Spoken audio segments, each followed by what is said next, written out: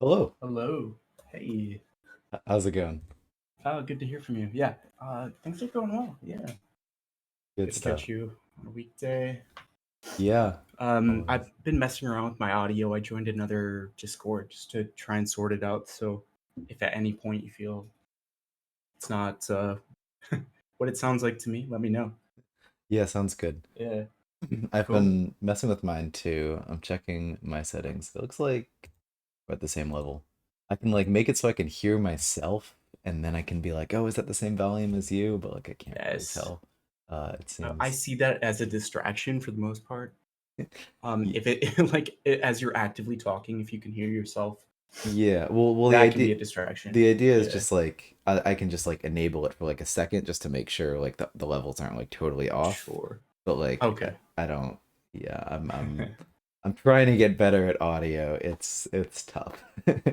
I'm doing my It's best. tough in Discord. It's kind of limiting, Yeah. in my experience, because any if you're using OBS, you have full control over everything. If you're producing something, it's Yeah. different. Yeah, Yeah. yeah. Which is about like right now, I mean, your audio is going through OBS, which is going Sure. through filters. I mean, so I have, which is just like a Is it random like, condensing? yes, that's like the only thing actually. I mean, and ideally, Okay. if I was better at, wait, oh, now I want to see what filters are on it.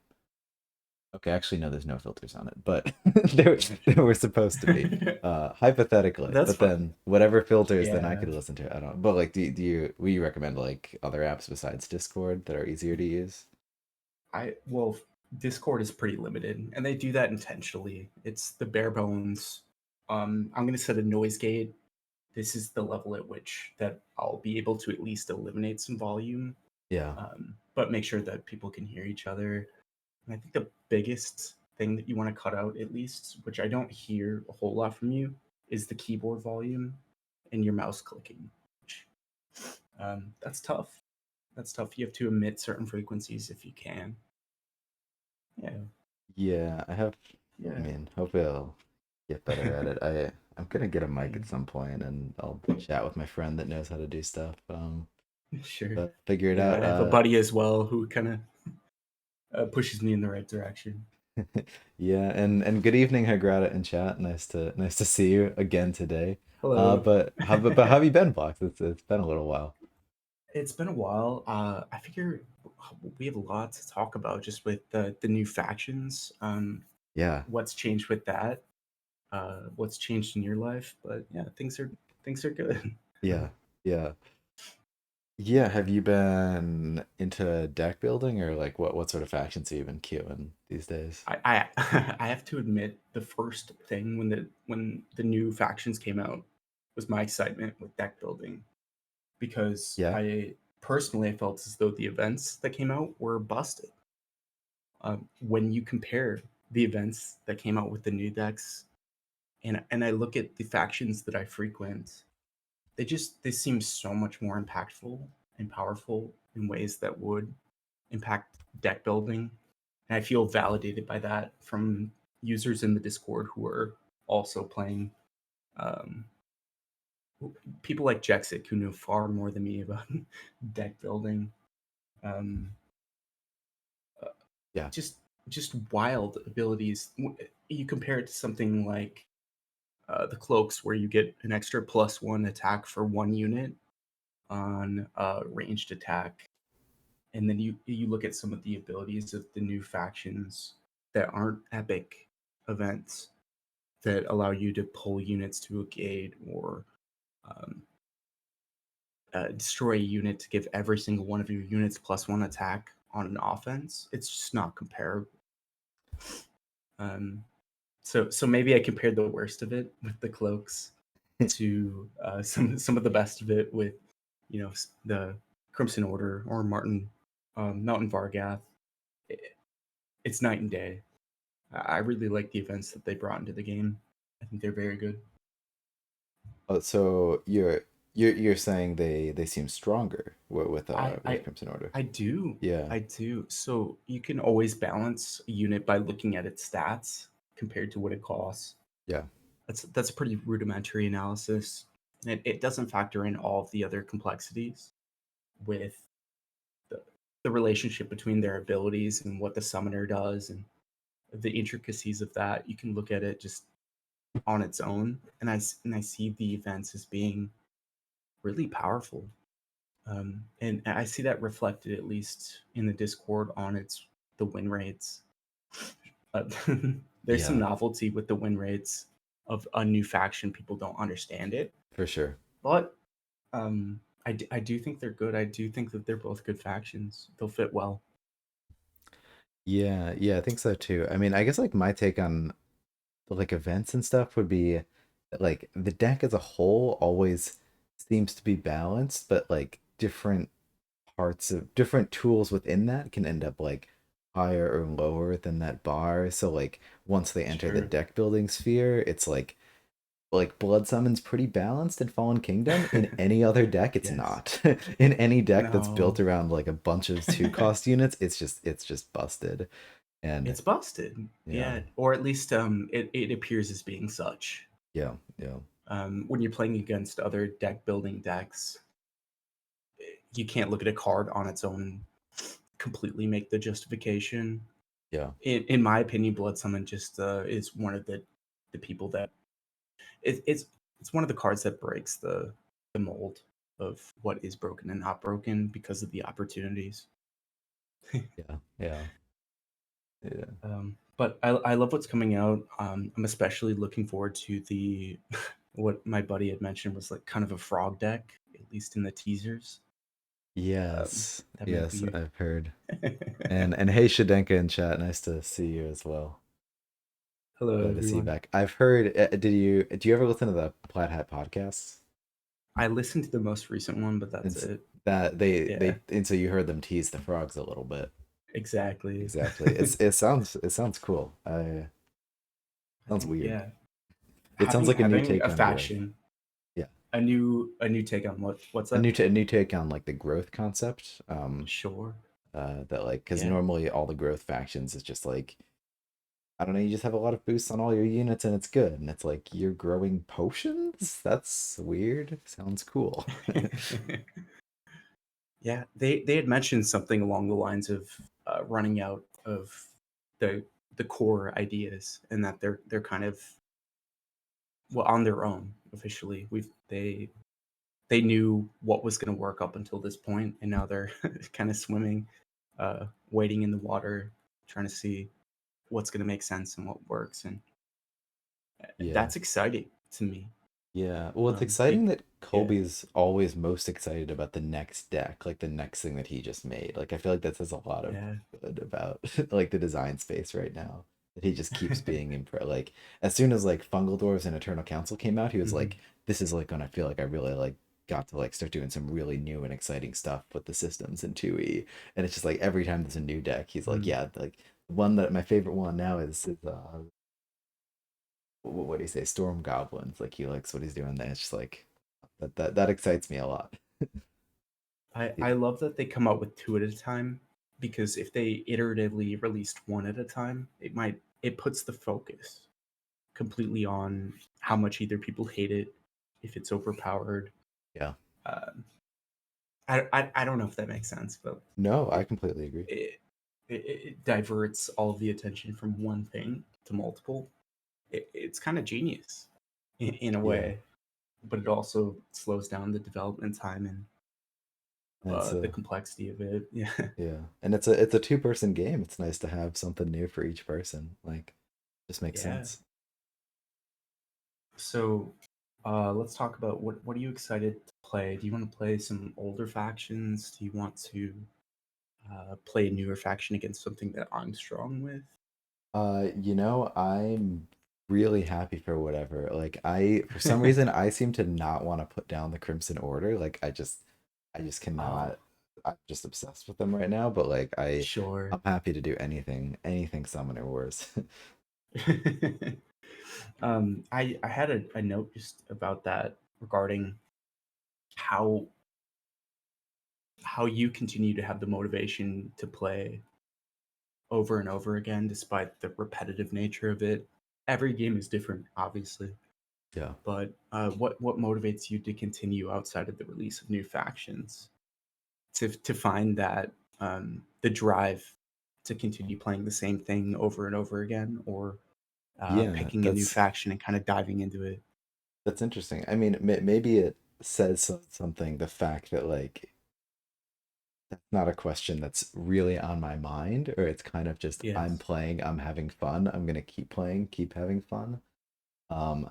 I think when I try to justify like how I can just play so much of this, like I think it's this feeling that I get that like I'm always improving, and there's Sure. always like, and I always feel like I can get way better. Like I feel like I've played a ton, but I still feel like every faction I'm like very far from mastery at. And I don't know, this is a feeling that I just had from the very beginning with Summoner Wars. Is like Mhm.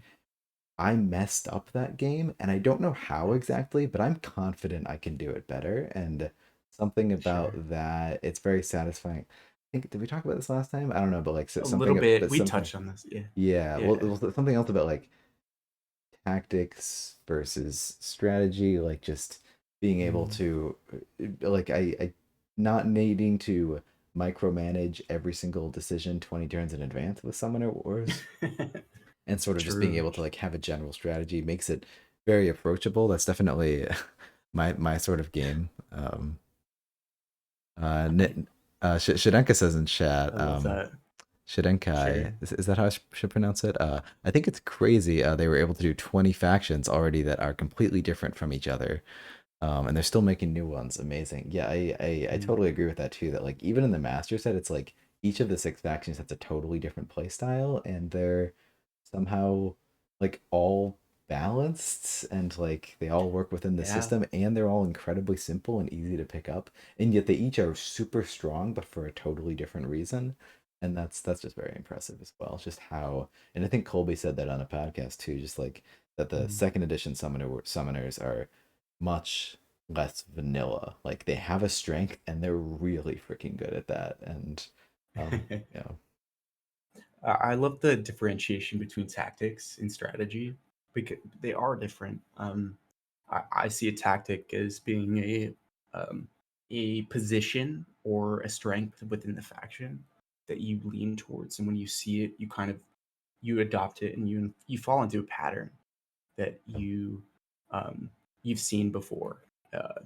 Something that's strong about the faction if they gain strength from being in a certain position, in closed positions or open positions, leaning towards that, and then the overall strategy being at its most reduced. I'm playing for the short game or the long game, um, which when you see the Crimson Order falling into a certain thing, and I see the Mountain Vargath being more of a flexible faction in that regard. Hmm. But I love, and I think that you would have also fallen into the Crimson Order being an econ faction. Um, Generally, you don't have the strongest units other than the best two cost in the game, but you're almost forced to Other than play that. econ. Yeah, yeah. I mean, nothing about it. It has some of the worst abilities outside of econ, which it's unparalleled in the econ regard. You're going to play a long game with them at the end of the day, which is beautiful. They they push in that direction, and I don't see it really being that much as powerful in any other way.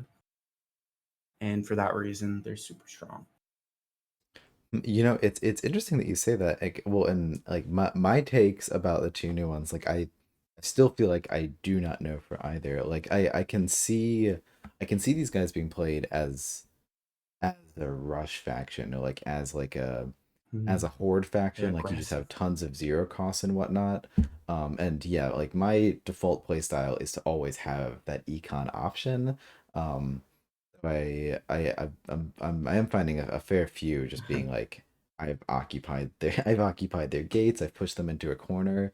Um, and like in order to keep up with econ, I find myself like holding champs with these guys a lot more than I would Mm, like to, because I'm like, if I don't hold yes. I know I'm at 2 magic, but if I don't hold Sekhmet, like I have no long game. Yeah, what I am don't I know. gonna do? but once you get two champions in your hand, then you're really questioning, is Then this the right way for me to you're play? I'm really fighting for questioning your life units. choices. Yeah, and I'm Yeah. guessing you talk to more aggressive players and they're a big fan of just getting in Mm, there and discarding heavy and I don't know. Yeah, I yeah. gotta figure it out. I'd say there's a certain hands or a couple of hands where you're playing Crimson Order, where you're really at odds with, am I holding on to every champ and playing them, or I'm clustered with events and gates, and these champions I need to make that discard. Which champ do I actually get rid of? Yeah. The situations that we all end up with, that competition between, do I need that extra magic, or can I make another turn and still continue to maintain my board presence? Yeah. Yeah, for sure. Yeah. So I for the first time ever, I landed in my very sparing time of playing as the quote unquote number one player for Phoenix Elves, and for Uh-huh. Uh-huh. and, and for the Fungal Dwarves, for whatever that's worth. And to me, that just means that people aren't playing it because the new factions have come out, and I'll be Yeah. pushed out of the way soon enough. um, so I guess those are my strong suit. But I love playing the avians, and I'd love to talk about the guide later after we play some games. Yeah, for sure. Yeah, and sorry, I haven't really Sure. gotten a chance to taking a look at it. Yeah. I I'm want some very advice interested. from you. Yeah, no, I'd absolutely. I mean, Yeah. I'd be happy to look at it. It's true. It's the sort of thing that's like, oh, I Yeah. want to. That it's just like, oh my God, I'm Ah, always busy. It I, always it always gets you pushed know, down. It sounds really cool yeah, though. you find a point at lunch where you can at least take an hour and Yeah, spend yeah, that time. So for yeah. sure. Um. Um, So I'll leave it. I'll leave it at this. Do you want me to pick something, or would you prefer to play one of the newer factions, maybe against something that's a little bit more established? uh, yeah, that sounds fun. I You wanna pick something you're comfortable with, and let's I'll take a new guy, unless. So here's what I'm thinking on that regard. Then I see the Fungal Dwarves as being a econ faction in a different way, Yeah, kind of a long game faction. yeah, I'd love to see your Crimson Order, which it sounds like you're excited about, yeah. Let's against do it. my Fungal. That sounds awesome. Okay, okay. For sure. I'll go ahead and make it. Uh, my buddy calls it the Funga Bonga because they're very simplistic. I mean, there's Yeah, micro decisions that uh, it's make it it, long term, it's funny like playing with people in person. Like you develop languages. Like I think at some point one of my friends just like walked in the room and was like, "Oh Ben, are you playing Raztaz?" And like totally but unironically just like missed the name, and it was like we just called him Raztaz forever. Like on and I guess now after like being like being moved away from those people for a while, like I finally sort of stopped saying Raztaz, but like he's still Raztaz in my heart. Uh, In my avians guide, I gave every single bird a different kind of funny name, um, which is completely along the lines of what you're saying. Um, yeah, those little, yeah. Queen Um, Malaria. Like there's a lot to be done. sure. Okay. Well, I'll go ahead and drop. You have the voice to yourself and make comments. But yeah, good luck, my friend. Okay, sounds good. I'll see you on the other side. Sounds good. What All are you right. gonna Bye spell bye. on it? All right, bye. Uh, they don't see. Looks good. I gotta find a way to make the notifications not come through on stream. Like when it's like you need to update your PC. I think I know of a way I could do it. It actually that wouldn't be that tough. So like I just need to send Discord's audio through a cable and not through a thing. Let's see. N1K2. Okay, I'll go with N1K2 from now on. No, sorry to mess it up. What's your opinion on Mountain Vargath general discards and comfortable magic amount to sit on? I I wish I had better answers for you. I'm sorry. I think I've played 3 games with the Vargath total.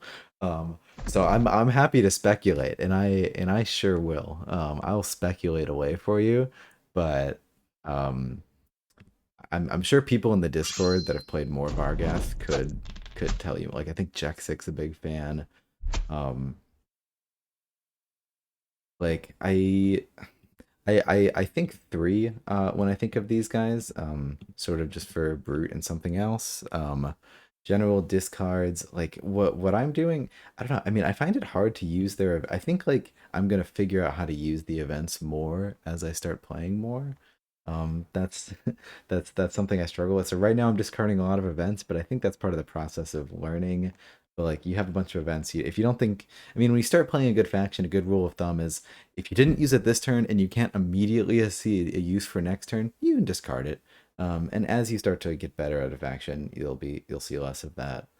Um, and yeah, I mean it seems like you can kind of discard all of the commons. I mean the slinger seems really good, but if you already have a slinger or two, you probably don't need it.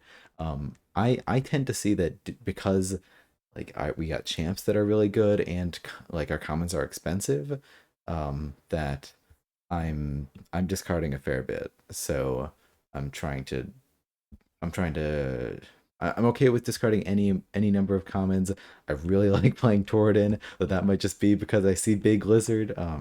Yeah. Anyway, hope that sort of if you have any more questions, I'm happy to speculate. Again, it's just all speculation. And sorry, we've missed this entire first turn. But that's a really good question. I wanted to chat about it. It's gonna be fun when we do the Summoner Scuffle. I'm sure there's gonna be Crimson Order or Vargeth on there, and Fuzzy Marmot and I are gonna be like, I don't know what's going on here. Something's attacking something. I don't know.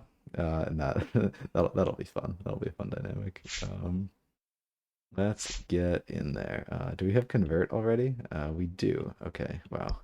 This faction is so good. It's insane. It's just a rush faction. You get in there, you go crazy. Blood begotten. I love this faction. I don't like to discard commons in any factions. I know it feels bad. I think that the more though that I've played the game, the more you start to be like, "Ah, I just have to. Like I have to because I want to have tempo for other things. Takulu's still one of the factions that I still really struggle to discard with, and I often won't. Even though like I probably should. I'll just be I won't discard even though it feels like I kind of need to for tempo. But in general,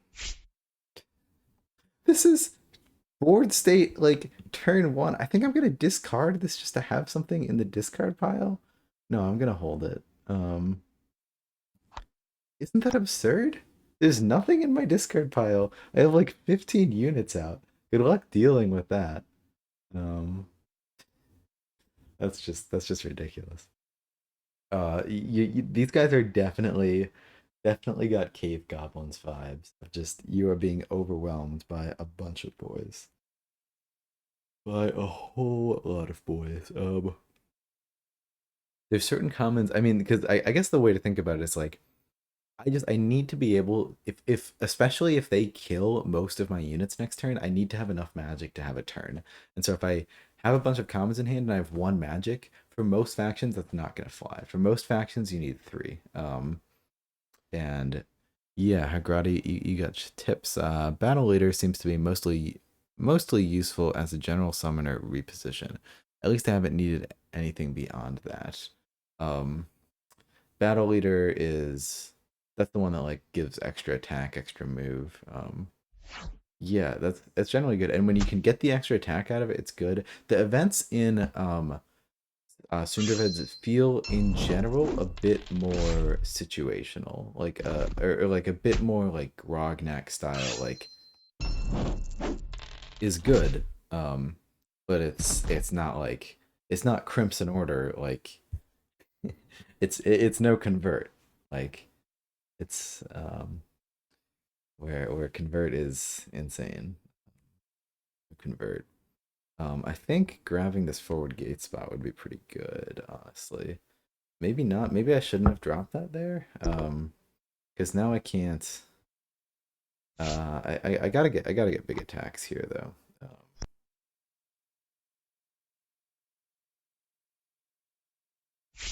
We'll summon the cultist. You know, we'll just do a big line of boys, I guess. Then that's fine. Um, hold out on call forth. Yeah, I might as well. Drop a gate over here. I could drop a gate there. I don't think I will.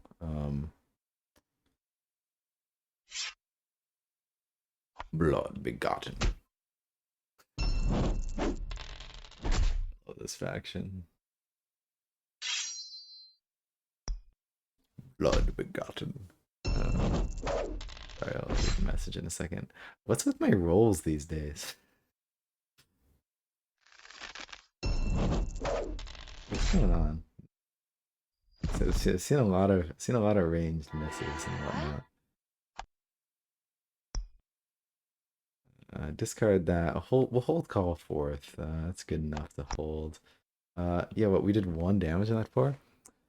Then again, I haven't a whole lot of games with them, so it may change. Yeah, I mean, I think similar to Grognak, like you'll find like Brutal Force was an auto discard for a while for me, and it still is. I'll admit, but like I definitely am more appreciative that there could be some good value when it comes to Brutal Force. You just gotta make it work. At least we hit on cool deck. At least we hit where it counts.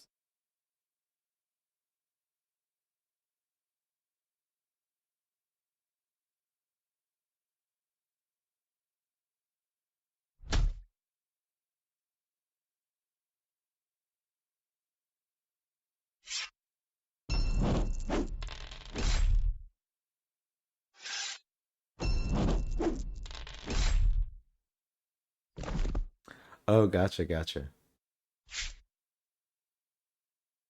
Yes, sorry, I'm not too well versed in names of aircrafts, but seems cool. I yeah, sorry. So it sounds like I'm just like spreading off random stuff, but I have a friend who's like very into war games, and so and he always knew like the names of lots of different lots of different aircrafts and whatnot, and he I don't know, he had all these games where he was like, and he was designing games of like different different like crafts and ships from lots of different times. And he had a lot of fun with that, and we'd play some of his games as a group. Yeah, let me take this turn, and then I'll give that a read. 1 second.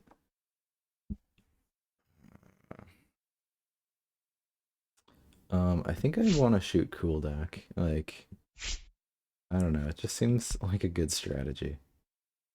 Um, do I want to sacrifice the Doom Cultist? Doom Cultist could attack Maldar and then be sacrificed. Warrior could attack the carrier.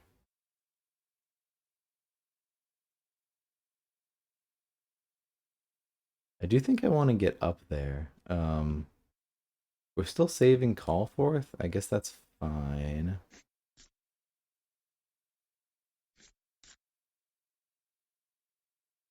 I could infect this carrier. Oh, that might be a way better turn.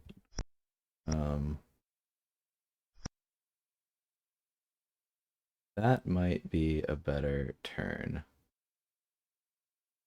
Um, put a Doom Cultist there. Yeah, it seems really good. Let's go there, there. Did I summon that? What did I summon this turn? I see.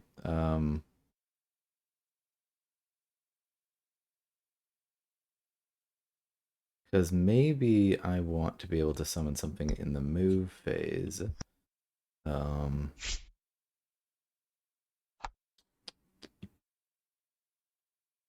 no, it's probably, well, I guess we go there.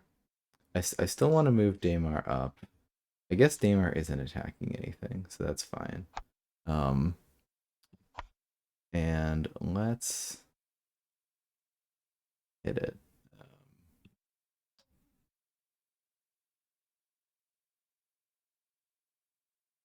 and hit Maldar, I guess. I guess Maldar is a threat.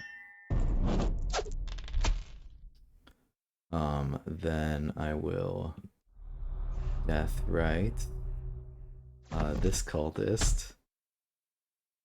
Warrior attacks the carrier. No blood begotten.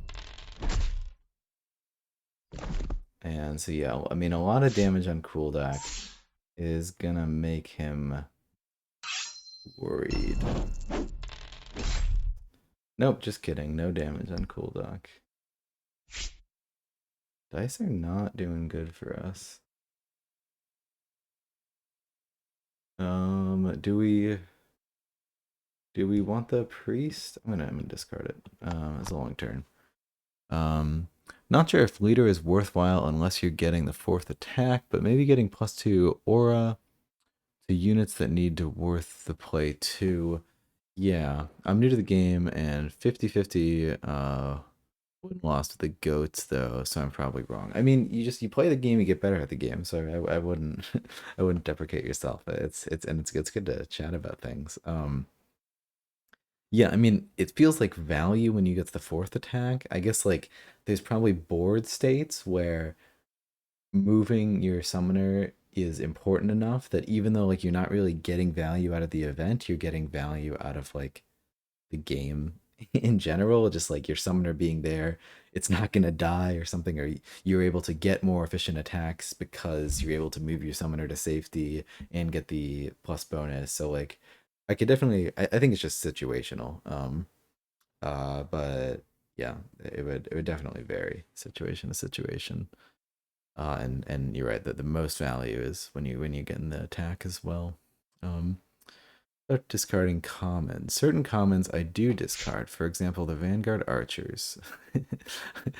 Yes, yes. Fair, fair.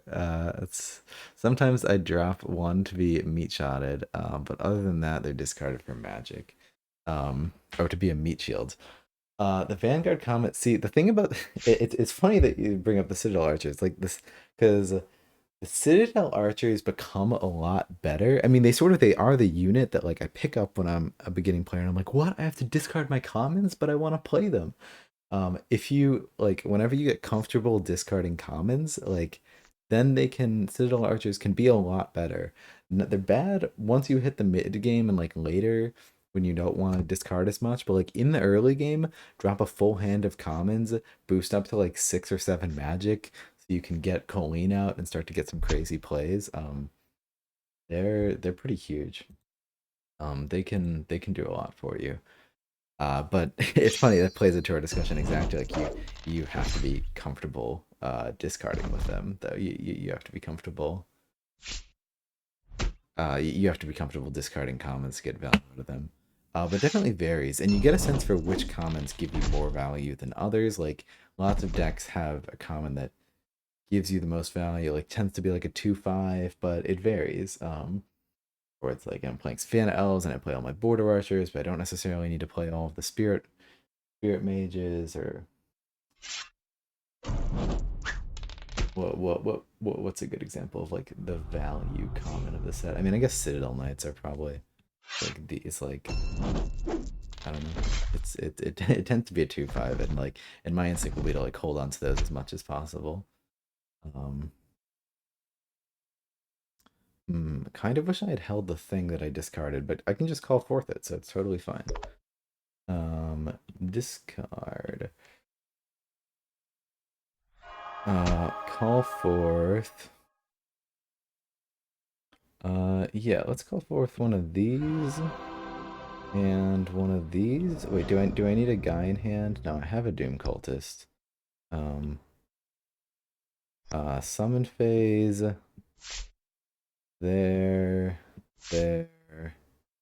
Probably good. Oh, I already had one of those.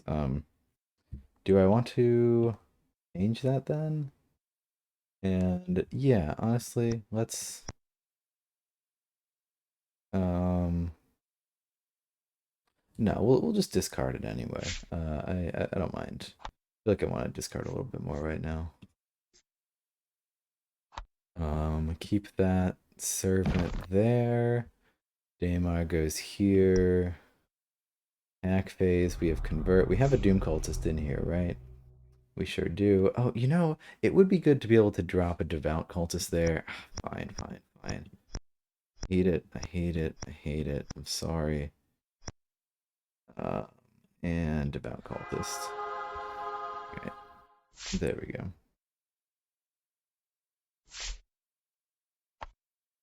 Move Daemar. Move the warrior. 8. Convert. Okie dokie. And we still got the Doom cultist. Good stuff.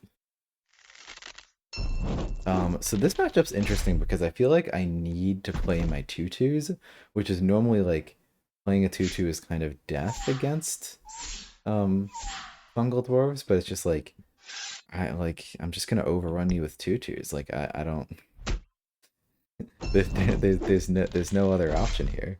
It's got to be done. Okay, you can bloom.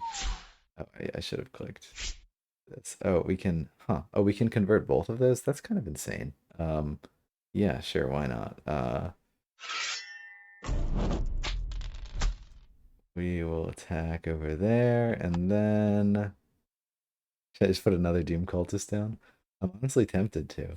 Um, with Coolduck at such low health, honestly, yeah. I'm going with it. With Cooldock so low, it seems good. Do I want to hold this other cultist in hand, go to play next turn? I think I do. Let's see. The two decks that seem like great examples of value out of discarding. These two decks. Bungledores want to discard early carriers and beasts, and Draculas have multiple ways of getting them back as well.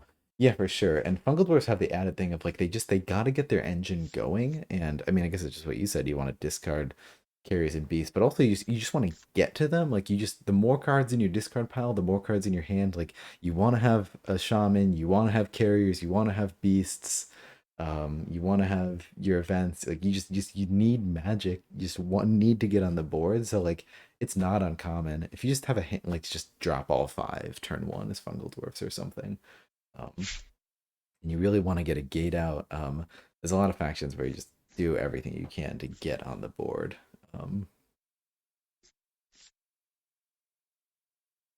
Maybe it was a little bit greedy making that a Doom cultist. Oh, I don't know if they know I can go up that line. I'm just gonna shoot you. You're just gonna die. That'll be that. um, thanks for the advice. Makes sense to use arches at the beginning.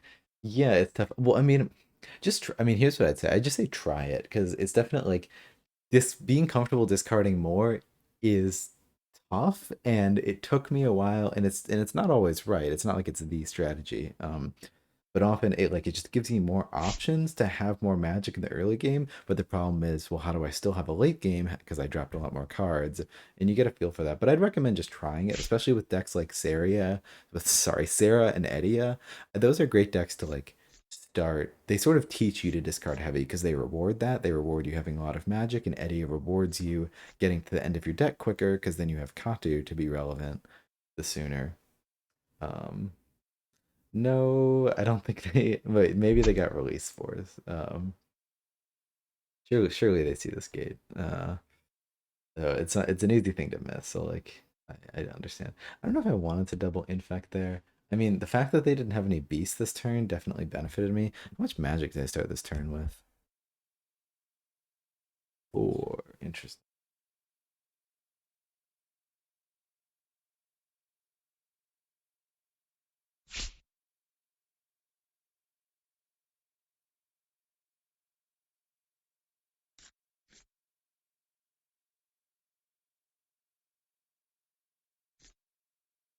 Wow, what a weird color. Wait, when you're saying that, tell me what you're talking about. Are you talking about the screen?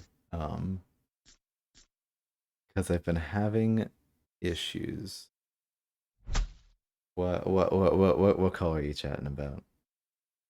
Also nice to see you, Watered. How's it going? It's been a little while.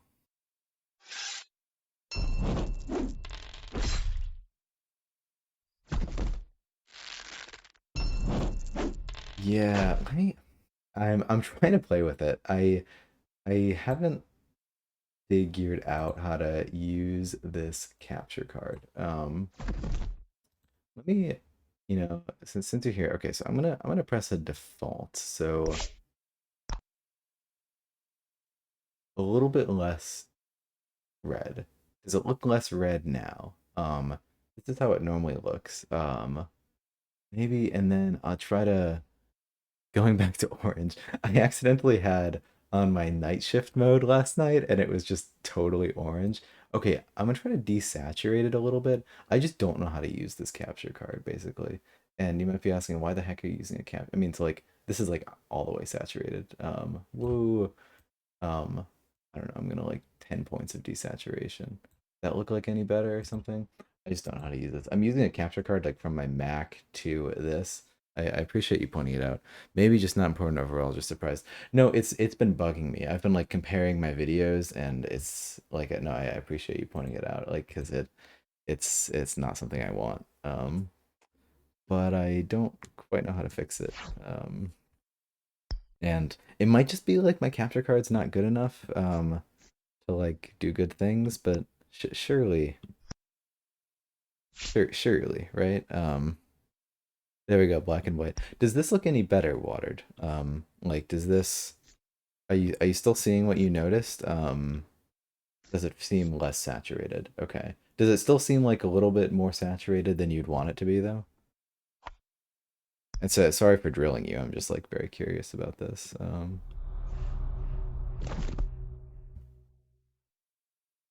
Easy, easy. I mean, still not normal, but better.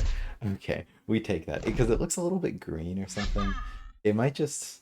Do you have any experience with capture cards? I assume you're saying no and just commenting. I think I just need to get a better capture card. I'll look up if there's a way I can change the settings here. Like maybe because desaturating it just makes it appear. Yes, but I don't do anything with them. Do you know anything about like how to configure settings that are settings more correctly? I could definitely I might send you a DM or something. Um, it looked perfectly fine to me the entire stream. Yeah, like it looks fine, but like if you just it looks a little bit different from what's actually on my screen to what's getting projected. This is super nitpicky, but like it's a little bit green, it's a little bit oversaturated. Like the brights are a little bit too bright. I don't like you if you look at some of if you compare like videos before and after I was using the capture card, it's just like I just like the look before a little bit better. But like it's very nitpicky. It doesn't like it's totally fine.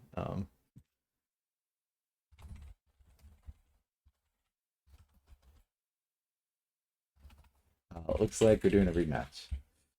Um, same faction. What's been up? What have you been playing? You said you were busy for a little bit, taking a break. You're jumping back on the Summoner Wars train. I'm just accepting a link. What do you think about this? Screen looking good right now? No. Uh, back to it. This matchup's a lot of fun. They're up first this time. Woohoo!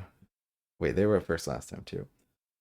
This matchup seems fun because it's just like somehow I keep winning with Daymar even though I'm playing a bunch of tutus, which is like a very interesting dynamic against Fungal Dwarves. You expect them to just be destroyed. With just like the amount of infect material I'm getting on, but it's almost like I'm playing cave goblins, except they don't suck or something like that, you know? Or like cave goblins, except they actually have tools. Uh, free for 4 days. Woohoo! After receiving a massive beating this weekend in poker, so I needed a break. Oh, I'm sorry to hear it. I'm sorry to hear it. Variants, etc. I guess. Need a break and spammed games nonstop and ranked in first with like 300 ELO above the second place. Season 3 ranked games, you mean? The system doesn't find me games anymore. Need to wait you people to get up in ELO. So you started with season 3. Yeah, because I haven't even queued any ranked games in season 3. Um So yeah, I imagine it takes a little bit for us plebs to get up there at your level. I mean, it'll give you people eventually. It'll just take because like it slowly widens the gap until it's like a 300 ELO. Been playing a lot of Swamp Orcs. Interesting. Do you like to when you're queuing ranked games? Do you sort of queue a bit of everything? I mean, I think you've talked about it. Or do you like you focus factions for a little while? I remember seeing a screenshot of you like with like 12 Breakers games in the queue or something. But it seems like you changed that you got top 10 with one faction, then you changed and whatnot. Man, I want another warrior. God, warriors are so good. Depends on how you feel. Mostly focus one or two. Yeah. I've always sort of just queued like I've never done like more than one game with a faction. I'm thinking of changing that. I don't know. I'm thinking of like maining Daemar and like Muglug this season, and because normally I sort of play all the factions, but I do like the idea of just like focusing on one faction for like a month at a time and like seeing how much better I get. Sounds fun. Okay, this spot isn't great. I won't even lie. Um, I think I'm just gonna. So we're going here. We're going here, and we're going here, and we're moving the priest back to force the beast to overextend if they want to get the infect. I don't want to move something close, so it's not super easy for them to get value out of the infect. Um, and this is good.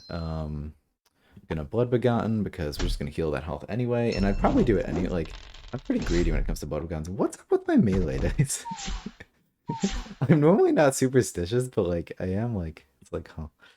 The I was hearing someone talking about like algorithms too for randomness and how like sometimes they're kind of flawed in digital apps. And it's making me think. But like normally I never I'm just like, oh, it's a bad roll. It's like, haha, that's crazy. And now I'm like, huh, that's weird. And let's discard more magic, more good. Yeah, I usually focus one or two. I think it's better to really focus because it helps me think about the faction in depth. That makes sense. Uh, I agree, Watered. I love your videos. I hope to see more. Plan to make another tier list. Super busy. 4 days of the exception. 4 days starting now. I wonder. You want to do another 24-hour straight straight games against each other, Watered.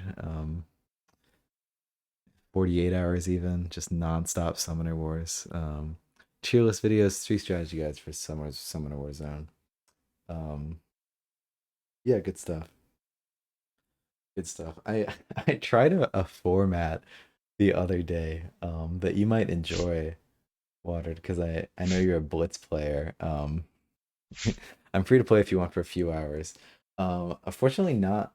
Well, maybe later tonight. Right now I'm playing with Vlox. We're doing a few games. We'll probably. How long has it been going? We've been going for 48 minutes. I think last time we went for like 2.5 hours. So yeah, it'll be a few hours. But I would definitely play some later tonight or like tomorrow afternoon over the weekend or something. I'll send you a message. What was I saying? Oh, this it is. I tried a format with a friend where we queued the same matchup. It was Crimson Order versus Fallen Kingdom. We queued it 7 times. And we did this originally because of a bug, but we were like, we'll just play it. And we played them all live, just playing as fast as you can in like a 3 hour time span. And like if the other person laps you, they get extra points. I don't know. I was thinking I realized that might be something you'd find fun because I know you like Blitzen, just like you only get like 10 seconds to think of the play and then you got to go because you have 7 more games waiting for you. Strategy guides have helped me focus on faction that's confused about, for sure. Specifically Obsidian Dwarves, Shadow Elf. Man, Watered, I don't know if I ever would have figured out Obsidian Dwarves if it wasn't for you. Like I literally had played them for months just being like I guess like I'm trying to win on value, but it's really hard. And you just being like, no, you just gotta go forward and like take the risk with your summoner.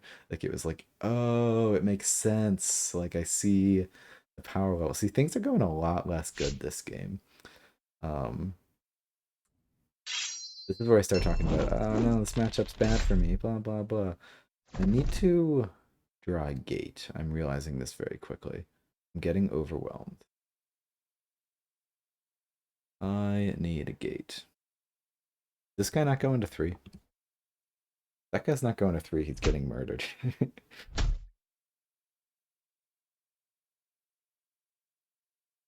It's getting super murdered. Could you have damaged my guy or something? Jeez. Let's send a warrior. Do we want call forth? I guess. Oh, that'll damage my son. That's good.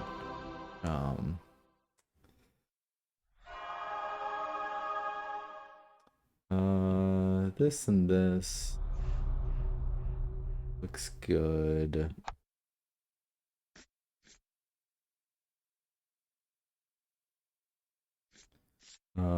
And I guess we're just gonna death right.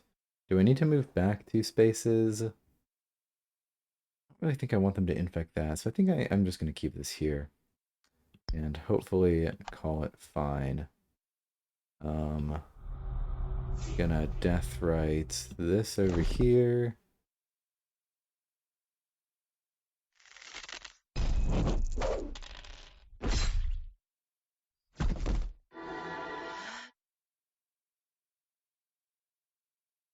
Be careful not to hit something I shouldn't. Not gonna Blood Begotten here, because we don't need to. I mean, honestly, damaging Daemar can be good.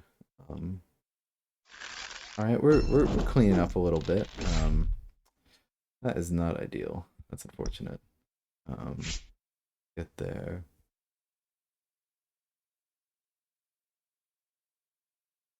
And I think we want big units, so I'm gonna discard that. And sorry, 1 second.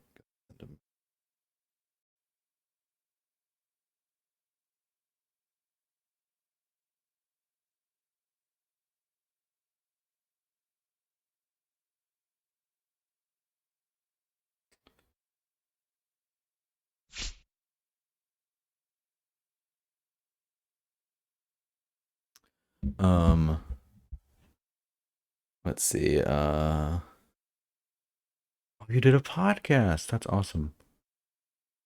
That's fine to distract you from winning is going well. We're doing fine. Yeah, yeah.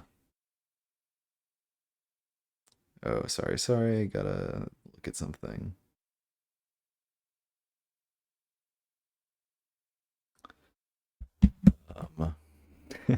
We're chilling. Don't worry. Yeah, you don't. Did I? Huh.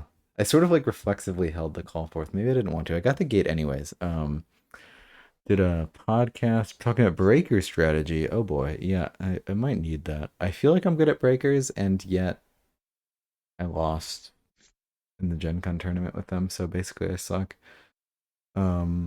Remaking all of the guides slowly, making more in-depth, trying to figure out the right spot between too simple and too complex, for sure. Yeah, it's tough to... It's almost like you'd want 2 different versions, or like, yeah, I don't know. It's definitely tough.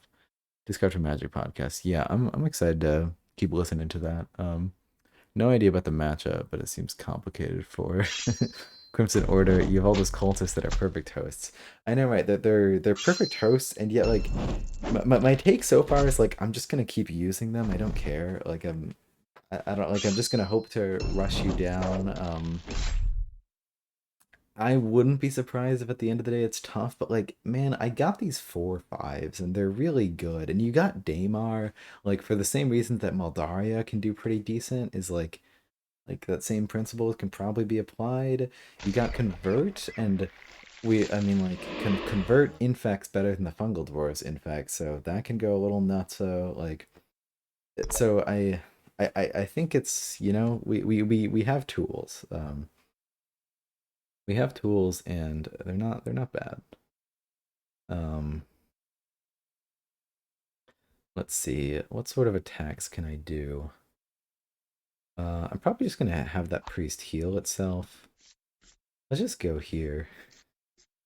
Um, I am I thinking about this? Am I thinking about this? Not really.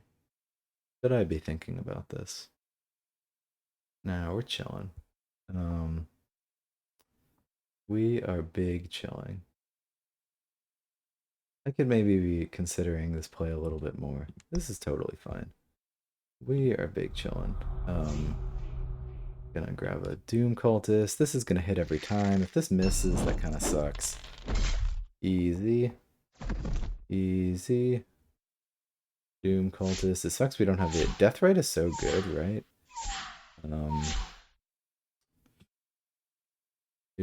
Well, let's see. Let's see this attack first. Because I imagine Cool Deck's got to be a little overextended at this point.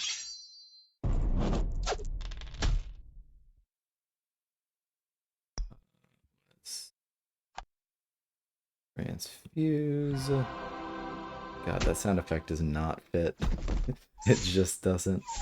Yeah, you got a lot of boosts. Okay, whatever. I don't care. Alright, we're going big. We've discarded a lot. I'm ready to play all my 2/5s. I'm ready to play Casamara. Deathrite is 2 warriors. Good. Yes, it's you say things and I'm like, sorry, I meant call forth. Oh, yes, yes, yes. Call forth is 2 warriors. Very good. For sure. Warriors are what you want in this matchup. Interesting part of this deck is how like magic management is kind of interesting because you're like I get your deck does technically like if you exclude the champions, you have the exact same cost as cave goblins. But I definitely find myself in situations where I feel like I need to hold champions. Um, I mean, this is after like 5 games, but I need to hold champions to have that competitive edge or to have a chance at the econ. Like if I am like crap, if I discard the 7 cost, like even if I call forth only warriors, like I'm just gonna be struggling for econ because so much of my deck is these 0 costs, and I'm giving my opponent so much magic for all these 0 costs I'm playing. Um, yeah, call forth is definitely 2 warriors in this matchup. I mean, I think we're trying to get in their face, and then we're gonna try to, you know, I think you need champs against FD because this matchup is a magic fest. For sure. Yeah, I don't think I'll discard a single champ this matchup. Especially against FD, definitely need champs. But even I think like the very first game I played of this, I was like I mean, I won the game, but I had 12 magic to spare at the end because I discarded like I normally do, and that gave me a lot of extra.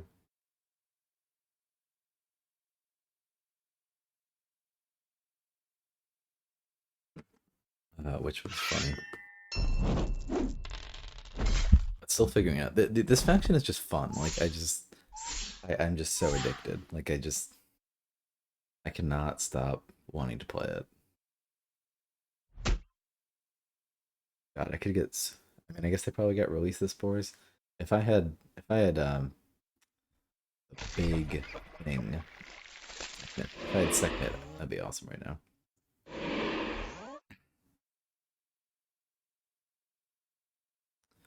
Yeah, definitely FD is popping off a little bit. I won't even lie. But we're gonna get through this.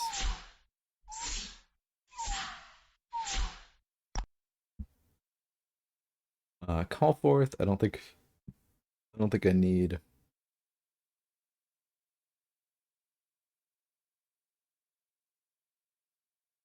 I was gonna do a warrior, but would I rather just do Casamara? I was gonna put Daemar over here, but would I rather just? This is like maybe a turn to actually think about. Do I want to infect over there? Do I want to find a way to kill this beast? I could probably kill that beast if I infected this, then I could double attack that beast. Um, Monstrosity alert. That's true. Okay, no. See, I don't always think about that. All right, not putting Casamara over there, because then that would be very bad. Might put some 0/2s in the way. I mean, that's why I sort of just want. I was just gonna put Damer over there. Um, Casamara here, Priest to there. I mean, I was gonna do like Daemar here, priest there. I don't know at the end of the day. I definitely just don't want to let Casamar be attacked on multiple sides, and so I don't love putting the priest there. I could just hold off on Casamar and just play warriors. I don't know. I'm sort of not seeing it, so maybe that'll just be our play. And I don't know, we'll just go over there or something. That's fine. And then we got 2 attacks. Oh, do we want to do like an infect something something? Oh, we can drop a Doom Cultist there. That's probably good. We can also drop a Doom Cultist there, assuming we get it. I mean, I could just put Casamara there. I don't know. I don't want to get Casamara assassinated. This lets them attack on 2 sides, though. I mean, maybe I shouldn't give him that spot. Yeah, I should probably move up there. I I don't know though. I mean, this could just be Casamara though. Just could just be Casamara attacking that.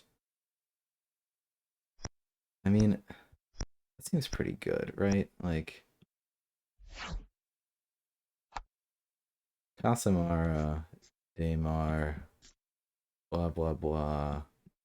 Put that priest there. Okay, this doesn't make as much sense since we're not. Okay, in order to make this make a little bit more sense, let's drop a warrior and then Casamara. We're not using the warrior, but I'm hoping to just like get infects in their face that are kind of too much for them to deal with. We're not calling forth anything. We're definitely saving it though. Um, it's a shame we can't damage Daemar. It could bite us. It'll be fine. All right, nice. Take that. Oh, and we get to blood throw. Awesome.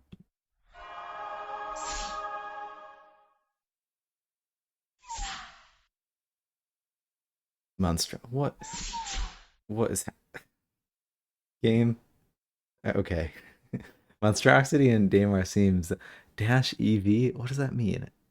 I don't know what EV means. I'm sorry. Tell me. Tell me. Oh my god. No. No. Feels bad.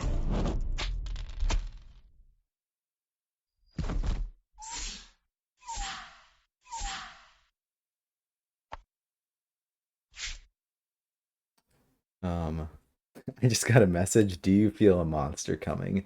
I sure might. As it happens, I sure might. Do we hold the priest at this point? I think we do. We're almost out of priests. Do we hold the cultist? Honestly, I kind of want to as well. I mean, I know we get to play more warriors if I don't. And we have so many cultists. If I don't draw anyone, I feel bad. Expected value. It's saying is saying a play is negative, but it was a mistake. Oh, is monstrosities into Daemar seems negative EV. So worse than so monstrosity is worse against Daemar. I always forget Daemar has servants. Yeah, it's only like half the deck. um uh yeah, that's I mean I was just like, yeah, just I'll just throw some servants over there. And now it's like you almost don't want to play it because you just want to like get normal infect. The beast is better. Um They said perhaps a monstrosity, or was it a bluff? Vlox says to me. We we we shall see. Feel free to bluff it. I don't care. I played around it anyway. You got me to not put Casamara up there, and now Casamara is doing whatever the heck down there.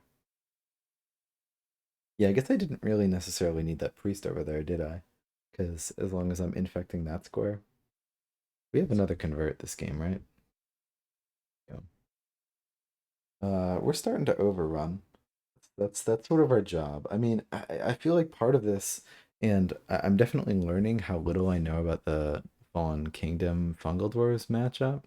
Speaking of which, now I'm thinking, at least thank goodness, thank you for waiting to take your turns, Elkanella. I am struggling in League this season. I'm realizing like it's a really weird matchup. But I feel like as Fallen Kingdom, you're just aggressive as heck in trying to get infects as much as you can. They say any reason why I can't play Monstrosity.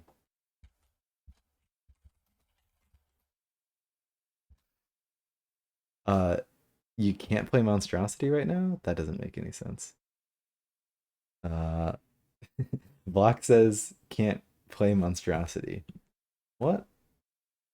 Doesn't really? Anyone know why Vlox wouldn't be able to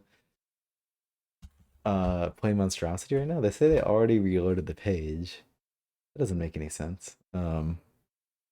He should be. Yeah, there's no reason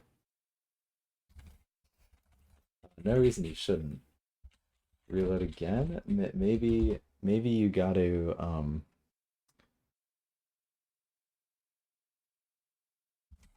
enable attacking friendly units. That shouldn't matter.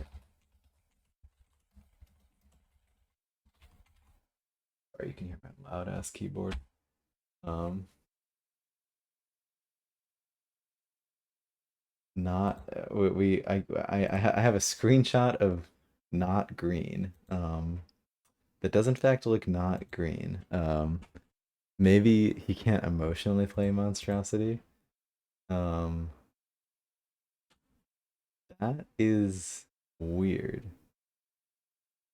Um, let me. Okay, I don't really have this set up to show you, but a little bit you can see. There you go. Not green. Not green.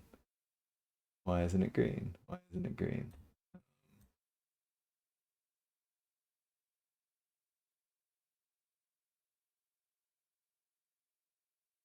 I guess bug report and remake.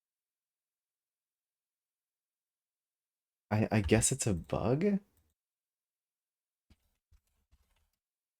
That doesn't make any sense. I've never had that before. Maybe that's a new bug. Um, hey, how's it going? Another bug. Did we, what was the previous bug? Do we gotta, all right, I'll dial up Joe, everyone. I'll show, we think it's a bug. We think it's a bug right now. You hearing me, Vox? We don't, we don't know what's up with that. That doesn't, do you wanna, well now I wanna see. Okay, you know what, I wanna test this. That's a really weird bug for Joe to accidentally introduce. Like, I don't put it past him. I definitely believe he is capable of this. Oh God, no! Why do you display sounds? Stop. I'm sorry. Sorry about that. Um, to do. All right, we're getting to the bottom of this. The game's derailed. We can just chat. Do you wanna here? Vox, you're welcome to jump back in the voice call if you want, and figure it out. See, okay, I'm not looking too close. I see that it's not green. There's no reason that shouldn't be green. That's ridiculous. Here, I want to test another game of it. Hey, how's it going? One second.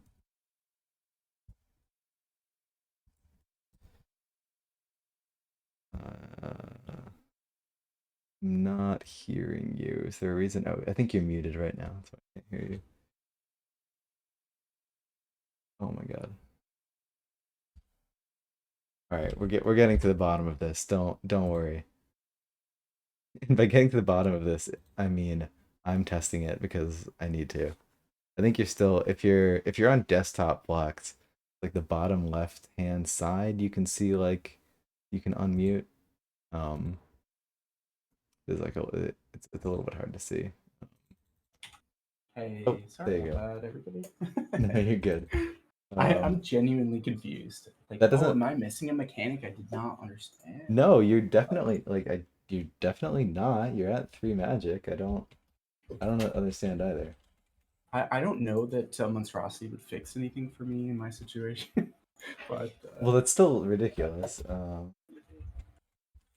I'm curious. I mean, I could step through the JavaScript. That would be a whole fiasco. I'm sure Joe can fix it in a second. I'm curious if I can reproduce it.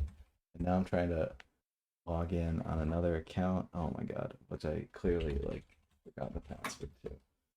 This is what the hell? Oh wait, no, I don't need to know the password. Wait, yes I do. Um, how you? Yeah, how you feeling about this matchup so far?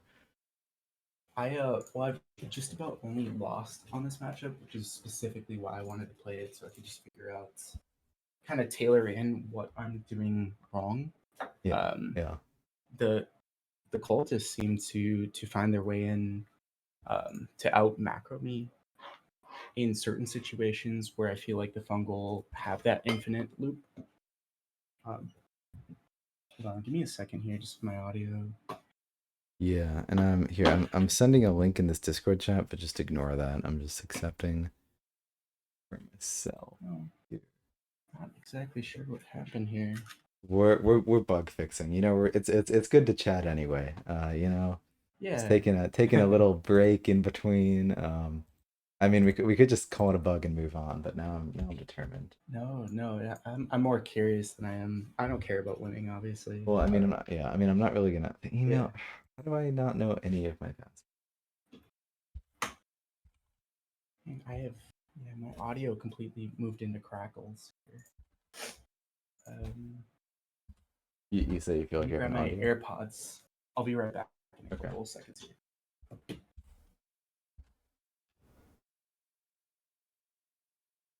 All right. Clearly, I don't.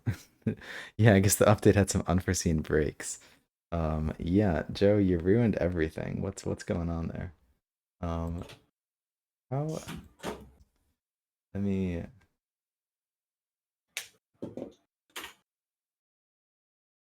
Yeah, we're just gonna chill for a little bit. Let's figure this out. I need to figure out my damn password.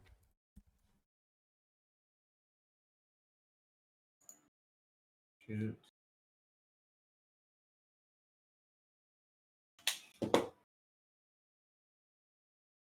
Yeah, this was the fear.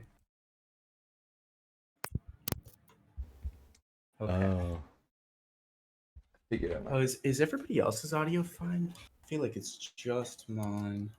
Is it audio sounds weird to you? I Here, let Yeah, me leave and it's got to rejoin. be just on my end. I'm Let me leave and convinced. rejoin the call real quick. Any better? Oh, there it goes. Oh, it's clear now. It's clear Sweet. now? Oh, that's weird. Yeah. Was anyone on stream here? Maybe Discord messed up my audio. I assume someone on stream would have said. Wait, has my audio been any weird on Yeah, that's stream? Anyone exact. hearing it? I I don't just think it was weird until I joined, so this has got to be something a little bit more complicated than but just either of something ours. just But I hear you click crystal now. something just on Okay. Discord, I guess. And you were listening to me Yeah. on the stream too, yeah. I Um, joined once I was completely befuddled that I couldn't play Monstrosity at this point. That was the whole plan in my play. Um, this is peculiar. Um, it sure is. Let me. Okay, I've made a game against myself over here on stream. Here we're sure. testing this. Oh, I'll We're come t- over. Yeah. we're testing this on our own, figuring out, being the change we want to see, etc. Um,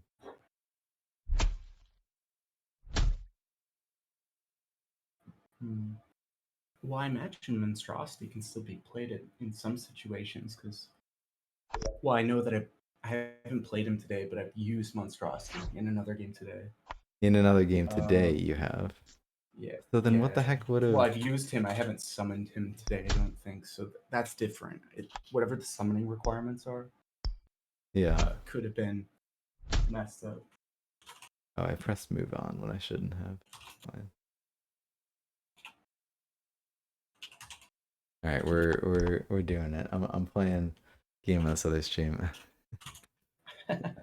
I got off stream for a minute. What's happening? Don't worry about it. Okay, this is how the high end Summoner Wars is made. You wouldn't get it. I'll send it here to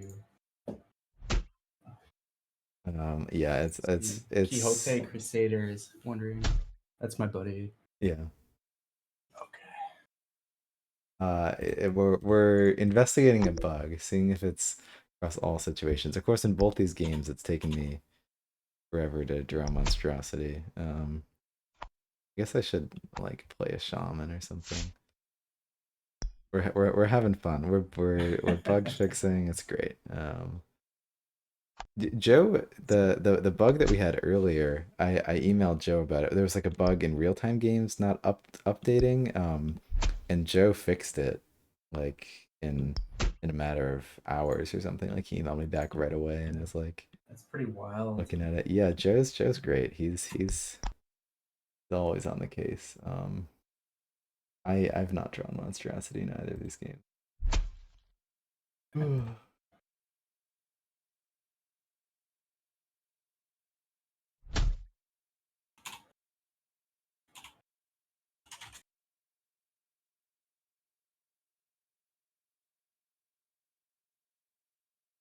Oh.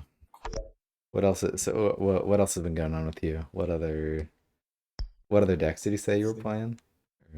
So I feel like what I've been grinding is kind of the Phoenix Elves more than anything. I'm obsessed with the birds. Yeah, I think that they seem like they're just dive in, hit as hard as you can, and um, lose or make the hits that you need to take out the units that you need to. It's a little bit more involved. The thought process behind some of the configurations that you do when you are setting up too is just beautiful. So I love I love the birds, the Phoenix Elves, yeah, um, and the Fungal Dwarves. I thought were just like the perfect matchup against another econ deck. Just kind of straight up send units face to face and try and outlast with the cultists. So yeah, that's yeah, kind of what I've been grinding. I like it. Um, I I don't find much fun in playing the same two decks back and forth over and over. With what you see kind of in the meta right now is everybody's trying to figure it out. So I'm giving in my own head people the opportunity to play against decks that have established themselves and learn how to play against those. Um, yeah. yeah. Seems So cool. So, what about for but your queue? so What do you end up queuing up as? Is it also just also like sorry. You said yeah? Sky Spearavians are the Sky Spearavians and Fungal Yes, Dwarves. You feel like you're focusing on more on most these days, even though uh, you don't like to do the same two yeah, over and over again. It's sort of for settling on sure. those two. I've played I played the order the Crimson Order. I played Mountain of Argath, maybe like 3 games each, probably max, and gotten a feel for it enough that I could understand the events, understand the units, and adapt what I understand about those into how can I play against them with the decks that are working well for me right now. Yeah, Yeah. Let's see. yeah, it makes sense. It's fun to. Are there other decks you feel like you've gone in and out of phases with? Totally, totally. I mean, my name is Vlox, so I kind of got obsessive about the cloaks, and I love the cloaks. Those are my first love. That's what pulled me into the game and made Yeah, me question the complexity of the game as a totality.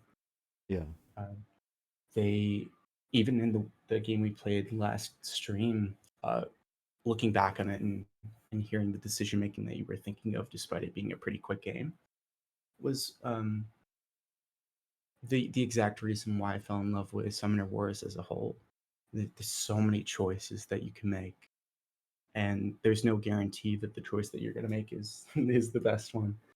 Yeah, Um, for sure. they they open up a world of possibility, and exploring those possibilities is what I hope that other people playing the game think about themselves too. Is that it's not just pushing units in a direction and hoping that you roll dice well. It's more it's more complicated than that. Yeah, yeah. Yeah, no, I couldn't Yeah, agree more. And sorry to interrupt, but we've done it. We've please. recreated the problem. Oh, I'm let's see. sitting here with monstrosity in hand, and it's not green. Well, time to report Okay. the bug and accept FD can't be. This is so. If now is the time to counter QFD. See, it's funny because I like my Sure. league games are wrapping up, so hopefully Joe gets on this quick. Super Yeah. necessary I couldn't have just like taken your word for it. I had to I reproduce know. the bug Yes. myself. Well, Make that was sure. an easy out for me if I was just faking that I had monstrosity. That's really, yeah, I can't play monstrosity. I guess we'll just call it a tie. Whoa. Let me, I'm gonna Yeah. email Joe right now because Sure. I don't know. Just, yeah, I didn't yeah. realize it was a monstrosity can't be played at all. I mean, it maybe there's a like Mm. we click on it, they've just like swiped errata, and now it takes 15 boosts in order to play. I I was wondering if it had to have 5 health, which would be a weird constraint, but it's possible. I summoned monstrosity after the update with the Crimson Order and Mountain Vargath, so um, I haven't keeping a track of the change log, but who knows? I don't even know if that's public information whenever they push an update. Is what public information? Sorry. Yeah. So if they're you have a version of the application, you have major versions where you push out things, maybe significant bug changes. It could be uh, introductions of complete new factions. The way that they version it is slightly different, at least in the naming convention, from some of the minor updates where they might make small changes, small defects, or um, Yeah. visual updates. Those types of things are at least in development through the same pipeline, but the way that they're introduced to the community might not be public information always. I suspect that Joe will make a change for this, and we're not going to have a big uh, update in terms of either the Discord or through the application itself that this was fixed. It just depends. It's Yeah. one person fixing all these things. Yeah, yeah, and sometimes he'll give fixes. Like I'm curious, did he like he'll say fixes, like for instance, I emailed him something about it used to be that or like there was a thing where mimic if you mimicked RAM, you could still use it even though by like the current way things are ruled, you shouldn't be able to because RAM is also at the start of the move phase, so you've missed your trigger. So he fixed that and he mentioned that he also fixed the private game duplication issue that Iridium and I Oh, found. that we bumped Why am into. I guess I'm I think just the other time. Yeah. Joe must be so sick of seeing emails from me. And then there was a bug earlier today that I emailed him about where real-time games weren't working. Or like they Interesting. weren't updating, and he fixed that, and now I'm emailing him again. Poor Joe. But it seems like he'll just try to get a can't summon in single player as well. It's been proven. Yeah. Poor Okay. Joe, overworked. Well, we'll just What do call you think that changed that would we'll have just call it. affected I have monstrosity? no I mean, idea. I have no idea. That's really weird. it had to have been something under the radar related to the fungal dwarves that, though at least as far as I could tell from the JavaScript, these things are segmented usually by keywords. Um, the boost mechanics or uh, the summoning mechanics are all broken up by the variable names. Um, I'm just fascinated by the design in and of itself that they figured out how to do this in a browser. Yeah, I'm sure I would love to hear Joe talk about it. Um, there is. I mean, you seem to know what you're chatting about when it comes to Well, this I stuff. found another bug in that regard that I was hoping to talk with you about as Yeah. well, if you Uh-oh. want to call it a bug. Let's hear it. So, as of right now, with the way that the JavaScript is configured and the way that they construct the JSON associated with what Joe or Colby is called player stuff, Sorry, which is the I just have to totality of laugh at your yeah, friend in chat. it's Fix the bug where players are able to summon monstrosity. That's really... Yeah, for sure. Well, you know, guys, we finally yeah. You fixed know fungal what? dwarfs. We don't need them. Wanted The you've been Fungabunga, asking for we're this fine for without years. Okay, sorry, I'm listening we again. What's yeah. No. I found the way that the JSON is constructed such that you can tell whether or not a person has events in their hand. So at you a least where it's at hacker? right now, I'm a hacker. No, No, no, no. no. I'm I'm just a making fun of software you. engineer. No, no, no, no. I mean, it's really good for you to Yeah. find this stuff that tells it. No, tell. So sorry. Tell me No. more. Yeah. So JSON is just a way of exporting data through JavaScript Uh-huh. to either send data or receive it. And based off the way that they order the elements in it, it tells you something about it. And I mapped that looking at somebody's hand, all of the cards are secret, but the way that they're ordered is configured in a way that informs you about what they have. Oh So my you can goodness. deterministically tell that somebody has events in their hands based off of the ordering of the JSON when you're inspecting it. And I was hoping to tell Joe that I could tell you how many events that you have in your hand. I can't tell you what they are, but I was able to figure out the mechanism to at least know for a fact that you have at least one or two events in your hand that you had In in in originally had in your deck. Yeah, in that previous turn there. Yeah, exactly. yeah. I Well, can. I'm not looking at it like as I'm playing, but I was curious to know for the design in and of itself, to what degree that do you have the knowledge with a web application that these things are exposed? And for my own personal like credit, I just wanted to be able to show are my skills adept enough to be able to identify that, and two, if I brought that to the table, would that bring me the credibility such that that I could improve it or have a role within the application in and of itself, Uh, maybe going forward. you know, I mean, there was something.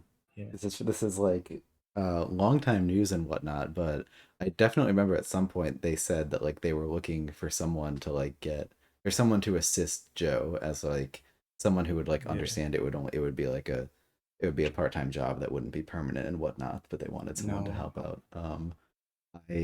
I I have a yeah, full time position, so I was just if you have any pet projects or things that you're working on, yeah. I'd love to fill that spot. I have a pretty good understanding of the structure of the application, the way things that are configured and how they completely through the design hidden away the things that you would be able to see from the back end just through your Chrome inspect tool. Yeah. How do they hide to make sure that you don't know what your opponent's cards are? Because I am I find that fascinating. yeah. I am sure Joe would love to chat with you. Have you sent any sort of email to him about this? I Um, sent one earlier this week, and I assume, well, first of all, I'm new-ish to the community, so I don't expect a response. But I thought if I could find something then that would establish that I at yeah. least know what I'm talking about. No, no. Well, I mean, if you, Yeah, did you email the Summoner War bugs at I plaidhat.games or I plaidhat, emailed Joe directly, which is so yeah. I mean, I'm not it's sure what the best route. no, it's the Yeah, same thing. I think the Summoner War bugs just redirects his email. Um, sure. yeah. If you, I mean, hopefully he'd respond. Yeah, because if you're if you're finding stuff like that, that is definitely something that should Yeah, be fixed. And I mean, it's a good thing our community is small enough that like I mean, everyone sort of plays in good faith, and so if we find something like that, Joe can go fix Totally. it, and it's not gonna like break the game for a while. I mean, even something like that, I doubt it would, but yeah, that is good for. I It's such a definitely minor want thing for Joe me to to find have that though. Out. information. Well, but like I mean, that does, like you said, that does Yeah, open the door to like, are there other things? How do we how do we keep the game secure as we go forward? You think there'd be other sorts of information you'd be able to get access to that you're not supposed I to? would think so too. It's designed for the most part. It's beautiful. It's designed so well. They knew that people would try to do exactly what I'm doing. They've thought about it all along the way and probably changed things um, to make it such that you can't tell um, what cards that a person has to every single degree. Um, you usually think about an object in software engineering as having an identifier, but that identifier changes from the deck. It gets a new identifier from when you draw it, and it gets a new identifier from when you play it. So every step along the way, all server side, it's manipulating these things to be abstracted so that you can't tell what's changed from the deck to your hand. It's all been thought through. So this is about all that I could find personally. Um, so yeah, Yeah. really kudos to the developers. It's beautiful. Oh, Um, well, I guess that's a good and I sign. Yeah, yeah if that's all you've been able to peek at, that's super cool that you have the yeah. skills there to look at that and to help out. I sure do not. It's a bunch Um, of bunch of gobbledygook when I hit inspect element. I know enough to be able to steal the images so I can use them in my thumbnails, uh, but nothing more than that. yeah. Well, that IP should at least be I would think available to some degree, as long as you're not making money off of it, Yeah, I assume which I haven't. to some I, degree maybe. I I should probably ask them at some point, but like they've been they seem very chill about like content creators and like using stuff like that. So I definitely I'll definitely like run it by them. Sure. I imagine. Well, that's too bad on the phone. I was about to roll you over with monstrosity, so that's a No, shame. for sure. Well, we can just consider that one your victory, I guess. Oh, I don't want that victory. No, No, I need a real victory against you outside that's of async.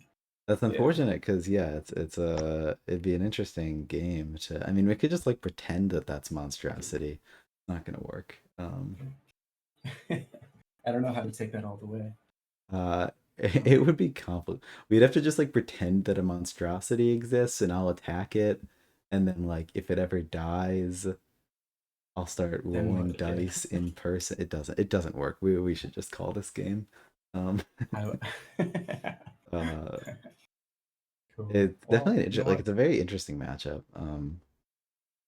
A lot going I on. have a game going. What's the longest game that you can think of for turn order? Do you Um, have off the top of your head even an approximation I of mean, it would probably be a Fungal Dwarfs game, or like and someone else that like also thinks they can win the econ game against Fungal Dwarves. So it just like and a game like that comes down to the last few units. So um, I would um, think Fungal Dwarves versus Polar Dwarves. So I could see other ones. I have a game that's seemingly not going to end with the Yeah. Crimson Order, Oh, really interesting. which they hung on to converts and to the Crimson Order champion that brings back cultists. Yeah. And we're sitting at a like a wall where the Crimson Order units that have devotion continue to roll into their crits and come back at some point or another.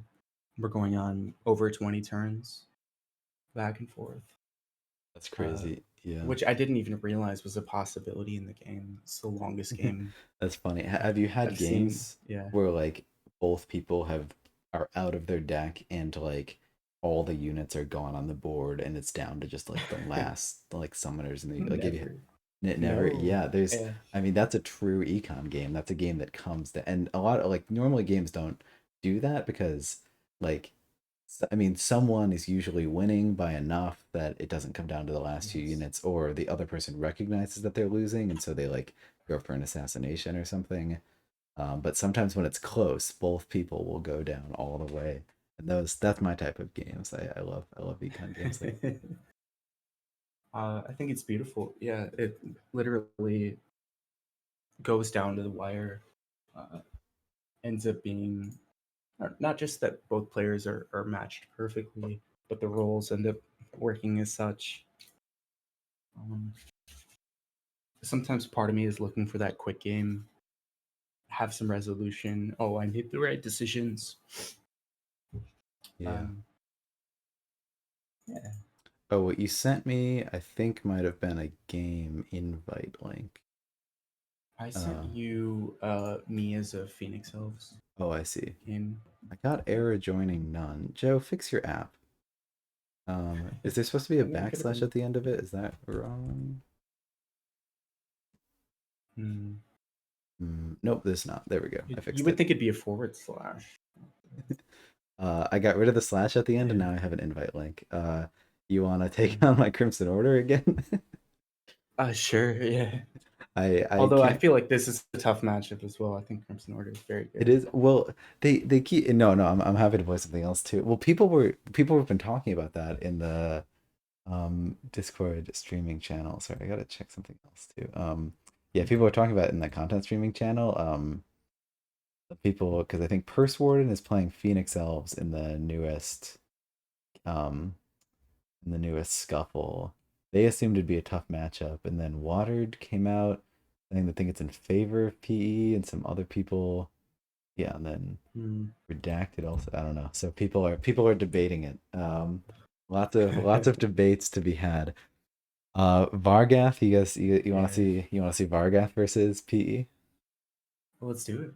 Yeah. Let's do it. All I right. like that matchup. That's a little bit more interesting to me. I guess I'll Did play. that link actually work, or should I start a new one? No, no, it did.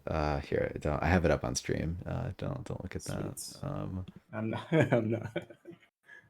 Yeah, good stuff. You wanna get this one going? I'll, yep. I'll go ahead and drop. Okay, cool. Okay. I'll I'll catch you after. be here later. Yeah, see ya. All right. Best of luck, Ben. Okay, bye. Bye. I'm gonna have to think. I'm gonna have to think. You're making me play the Vargas. I can't just play the Swarm faction. It really does feel like cave goblins, but I'm a vampire. Now I gotta think. Like action involves units and thinking, and it sucks. Basically, it sucks when I have to think.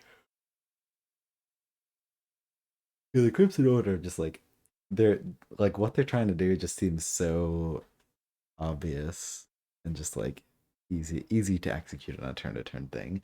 These guys don't seem so easy. It's like how do you win? You got to set up a good position. How do you do that? Seems tough. Seems tough.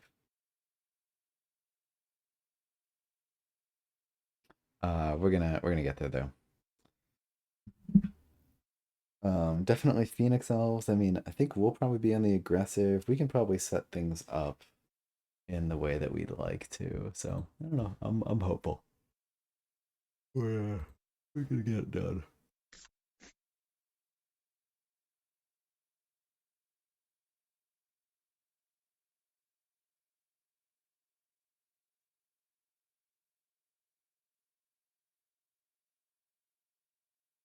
Yeah, using the fighters, I feel like will be important. Like just figuring out how to get the most value out of like the positional stuff.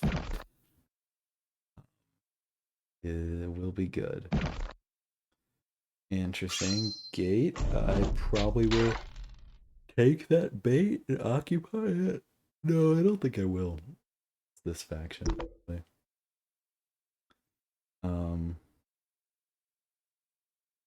interesting.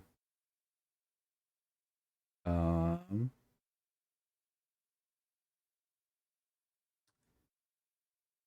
oh, don't know what to do here. Let's just play. Ram goes up there. It pushes us. in range of some things, it'll be good. Yeah, totally. Totally. Totally, totally, totally. Get another gate in.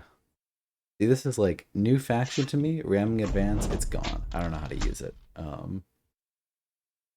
Definitely believe it's strong, but I guess I could have charged Sundervet up. No, it wouldn't have worked to charge him up a bunch of spaces. So like new faction, I don't know what to do with the cards. They're gone. First champion, gone. Easy. And then we go from there. If I don't play an event on, if I don't play an event on a turn that I have it, it's gone. And that doesn't mean that's like the correct play. Probably involves holding events more, but I don't know what to do with them, and I do know what to do with a lot of magic. So that's sort of my default way to play a faction I am new to that I don't know what I'm doing with.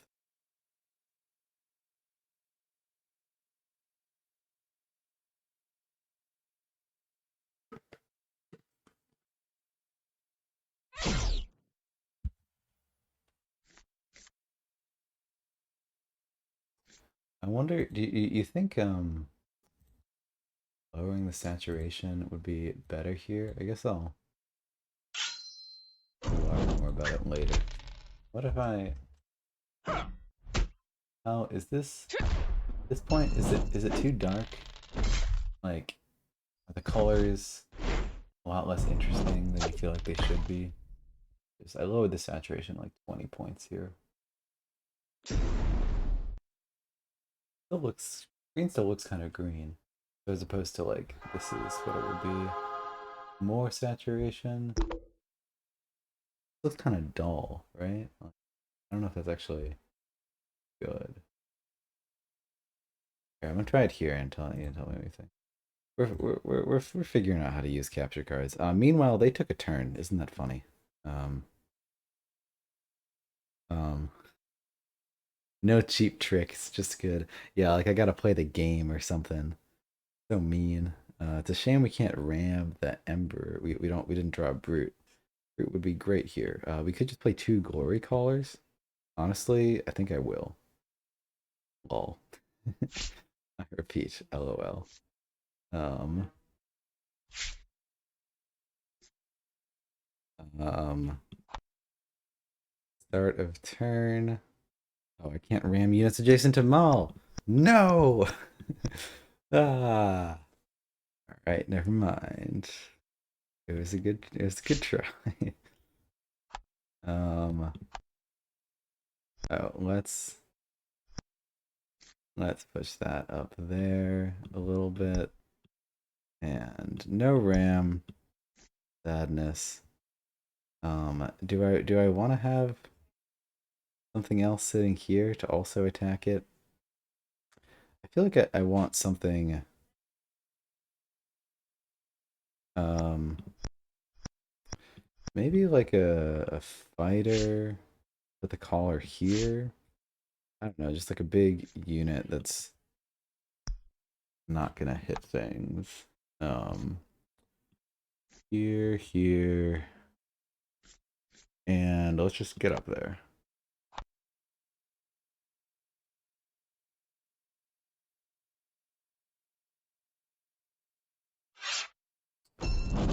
Good stuff.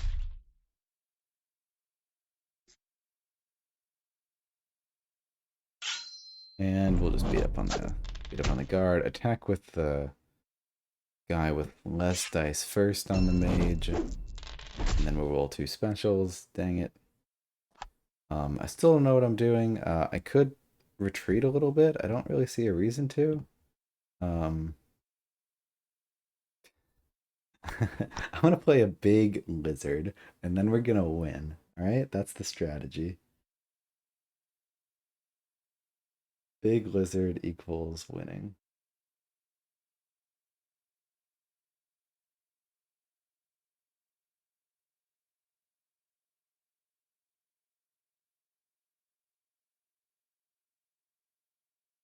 Uh, and yeah, that is like it's just like these cards. I don't really know what to do with them. None of them seem immediately incredibly strong. Let's just get a ton of magic and try to steamroll. And that's sort of what I do with Grognak as well. It's just like, well, stuff's pretty vanilla. Let's just try to steamroll them.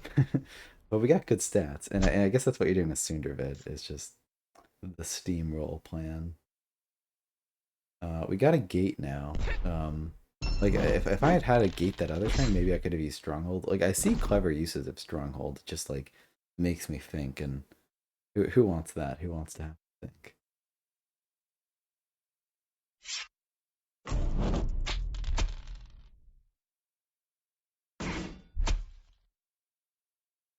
Ooh. Killing that fighter with the mage. It's good.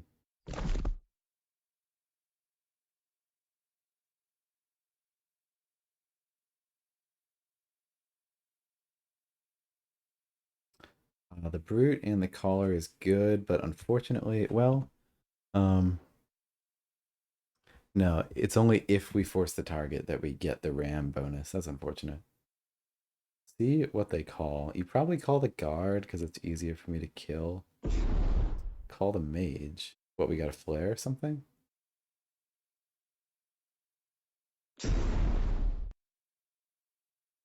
It's a shame ram has to be adjacent to kill. Okay, I mean, I'll probably just use a brute to kill this. Might as well. Um, do I want to just put a gate here?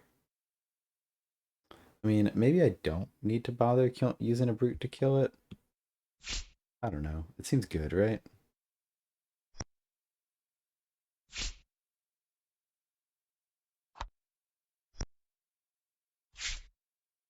It really it does seem excessive. But it lets us use our moves a bit more. Um, we got battle leader too. I don't really see a reason to use that. Um, let's expose the glory collar actually, now that I'm thinking about it. I mean, the brutes are like sort of every the brutes are the good part of the deck. So I guess maybe the goal on the stack is get your brutes close to the enemy. 3/5s are good. Get them get them there. Get them up there. That makes sense. I can get behind that. We've discarded so many slingers, despite the fact that they are patently good. Huh, wait, do we want to play a slinger this turn, actually? Now that I'm, like, thinking about it for more than a second? This totally is a slinger turn, right? Um, do I want to use Battle Leader just to get in there a little bit more? Screw it. Why not? Gotta play the cards, right? Gotta make him do something.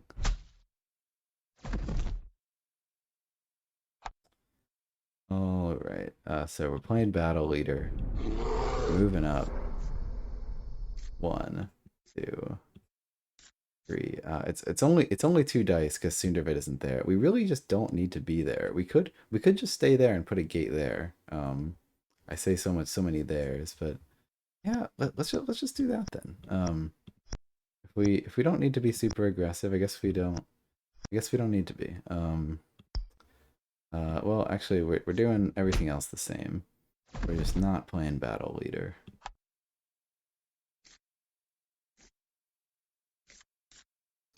And play the gate. Play the collar, and we get to shoot Maul. That's awesome. Boom.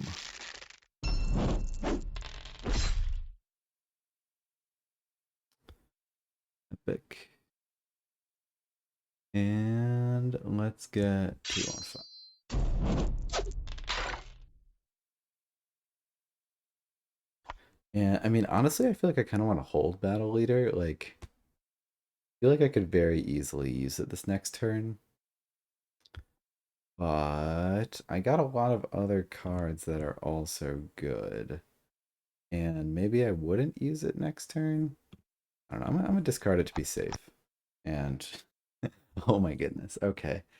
Glad I discarded it. What the heck? Well, we got two champs in here still. Barn costs 5. Barn seems very good. Um, the unit within 2 and place it adjacent. Good stuff.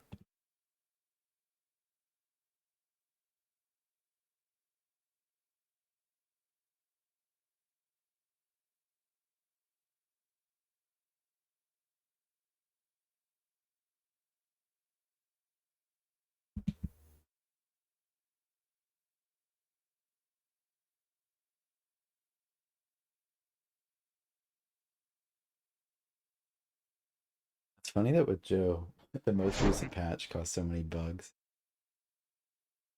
You wouldn't expect it. You can assassinate my slinger. It's kind of mean.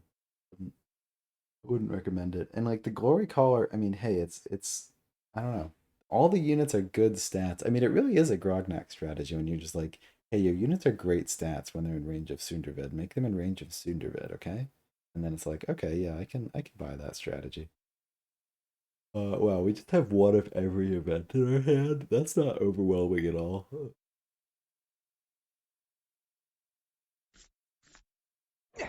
If we had had a stronghold last turn to like place a bunch adjacent to that gate, that would have been fun. They know that stay passive with Mal strat, and I respect it deeply.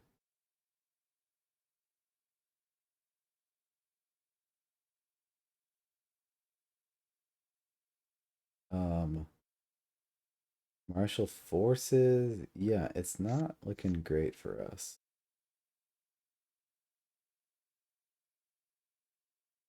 Or like them playing passive like this definitely plays to our weaknesses. Um, I don't really see how we're gonna use stronghold. I think we would just go on heavy discards. Time. The brutes being so slow is such a downside. It's a very interesting deck concept of just like, yeah, your units are kind of bad, but your summoner makes them kind of good. So like, well, I I'm a fan.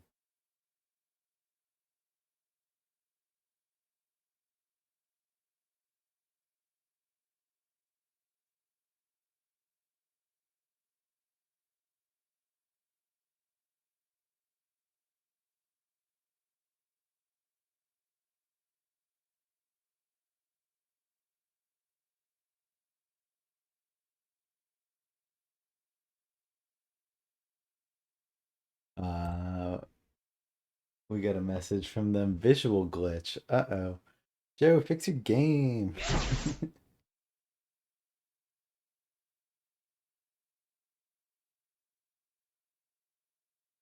Ugh.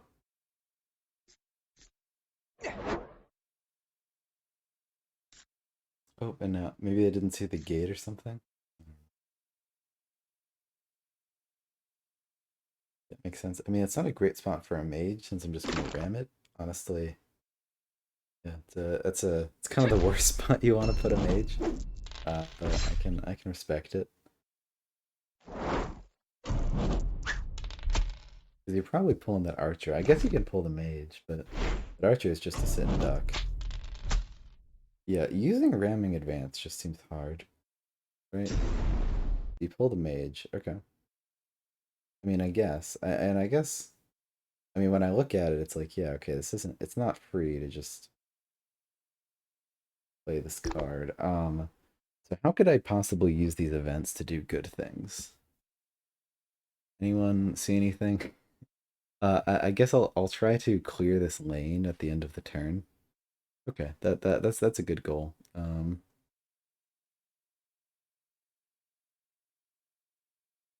Hmm.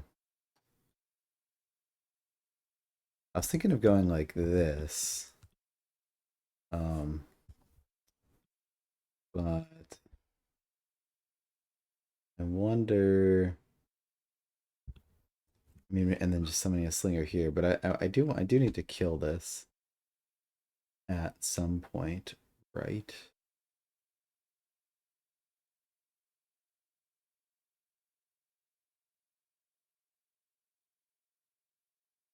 Um, we could marshal forces. The slinger.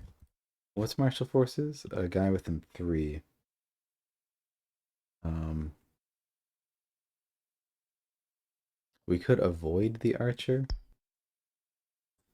We could go 1, 2, summon, 3, attack.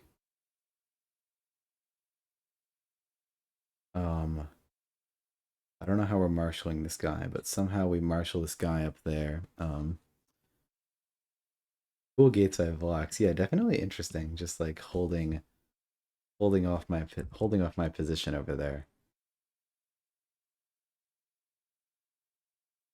I was thinking of trying to marshal a second slinger in here to attack Moldaria. Um, this seems a little bit tough. So maybe we only get 1 attack in. Martial forces seems very strong, so I'm probably keeping that, but I don't know about anything else that I need to hold, really. Um, yeah, that's pretty weak. Pretty weak turn for. I'm not doing that much there, but that's okay. Um,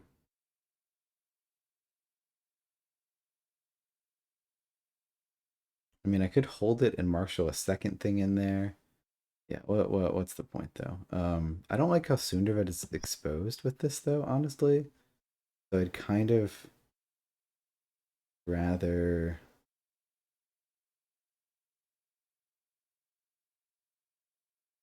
Oh, I guess we're shooting the archer with that.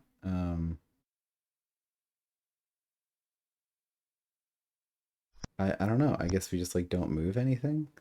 Surely that's wrong. I mean, I guess this is fine. It feels a little bad. Feels a little weird, but that's okay.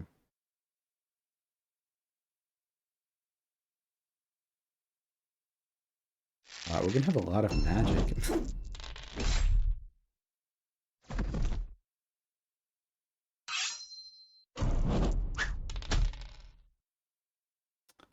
Okay. Well, that's mega punished for being like, oh, 5 out of 6, that'll be fine. It was not fine. And then the idea is, I mean,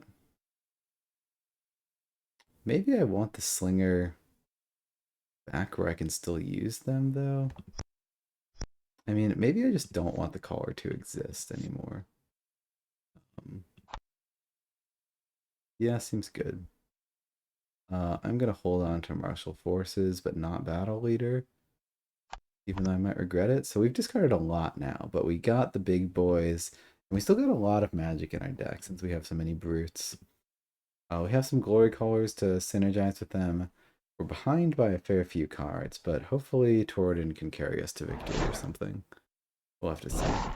And the beast comes down, so that would have been a reason to hold on to.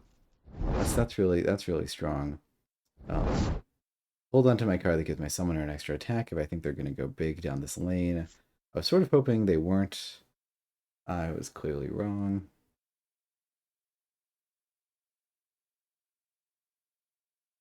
Honestly, I feel like you go at the slinger and the archer attack soon, David, for the 2 direct. I guess that's a pretty decent kill, too.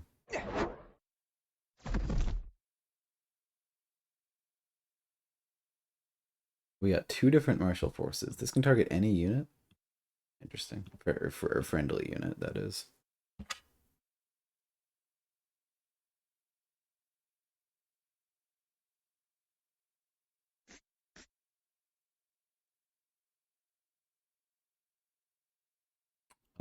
Not sure if Toradin's going to carry us to victory, if I'm being honest, but we're gonna do our best here.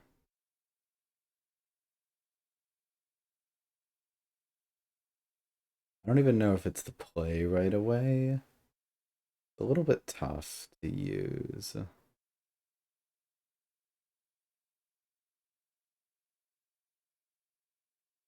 All right, let's see it.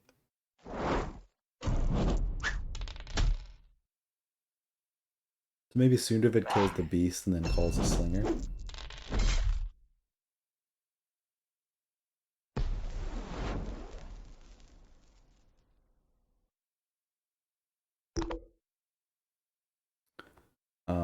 That could be good. Maybe Torridon just goes all the way over there. That wasn't my plan, but like, you gotta do what you gotta do. Um, I was thinking of calling a slinger after killing the beast and just like ending with Torridon here. Or trampling on the archer a little bit. But it seems good to go all the way up there.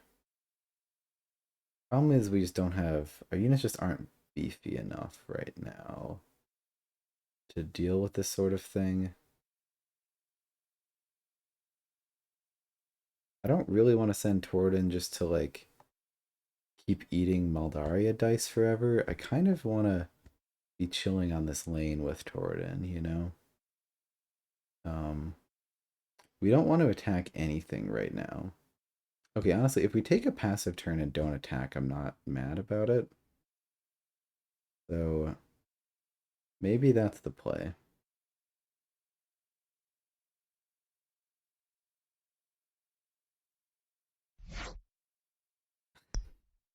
Ram. Oh, I guess this would have to. No, this play would involve going up there, which I'm not the hugest fan of. But otherwise, I'd have to attack the archer to kill it, which I'm also not a huge fan of.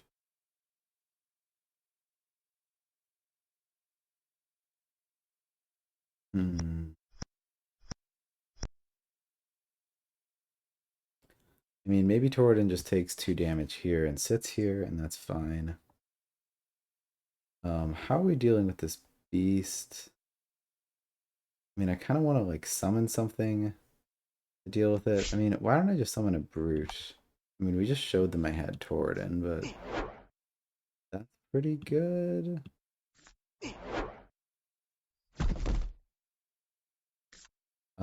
I don't know. If only I could summon something else to cover for Sunderved. Um, like just if only I had like a glory collar in hand that I could just summon to sit here and tank dice for Sundervid. I guess Sundervid will just sort of die. That's fine. We'll move some things up, I guess. Is there a world where we want to just break this gate? I feel like there is not, which is a little unfortunate for us. Cause what's the point here? We gotta marshal something there, right? We we can't not. Um, right? Like we do just gotta get in there.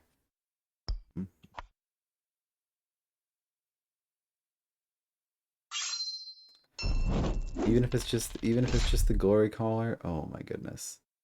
Wow. Well that's not ideal. I guess that is more likely than you would think. That's very bad. That's very bad. That's very bad. Honestly, I might hold on to the other martial forces. Even though another one magic would be really good, I'm gonna hold it. We'll be fine. That's a lot of extra dice on Cinderbed from that miss. I guess for that reason, it would have been good to just bring the slinger up a spot.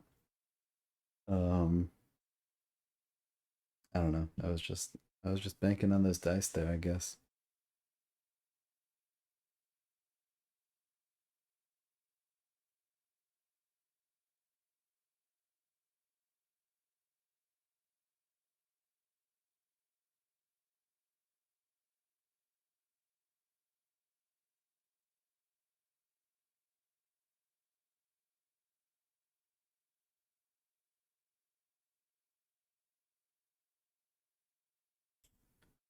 If I have any other turns.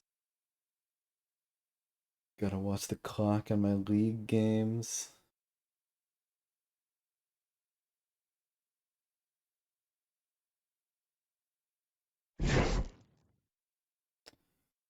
Oh, it's so bad. We're getting destroyed.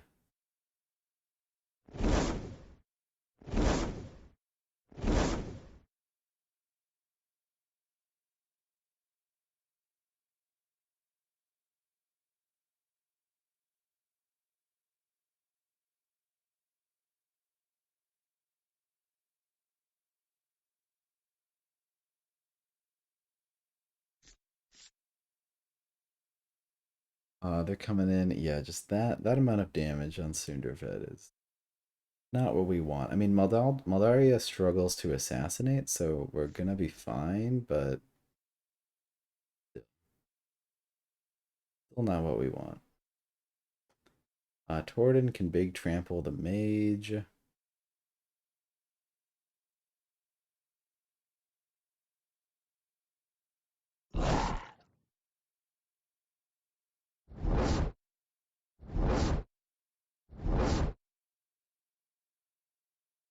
Look at all that damage. It's so nasty. Yeah, do it again. I'm not a fan. Fan.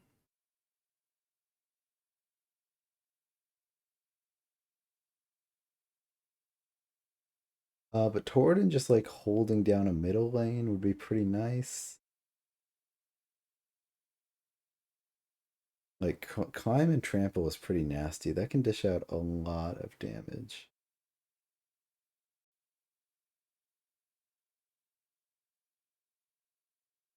So we're gonna hope for the best.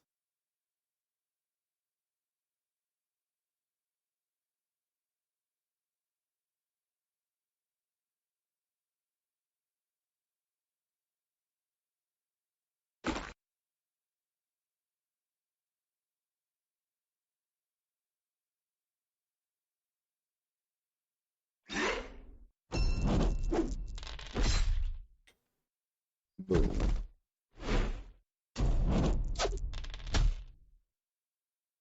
Boom.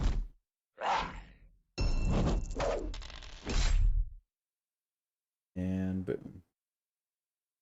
Awesome. Well, I'm gonna rely on another 4 on 3 because I continue to believe.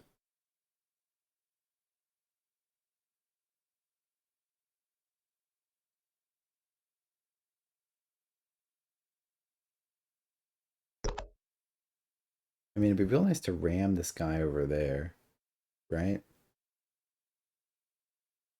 And then, I mean, we could just walk on. We just waltz on through everything, just kill everything. Um, oh, Torden can go through structures, can't he? Um, yeah, we can kill everything in the move phase with that, but I don't know if that gives us exactly what we want. I don't know, it's pretty good. It's hard to argue with kill everything.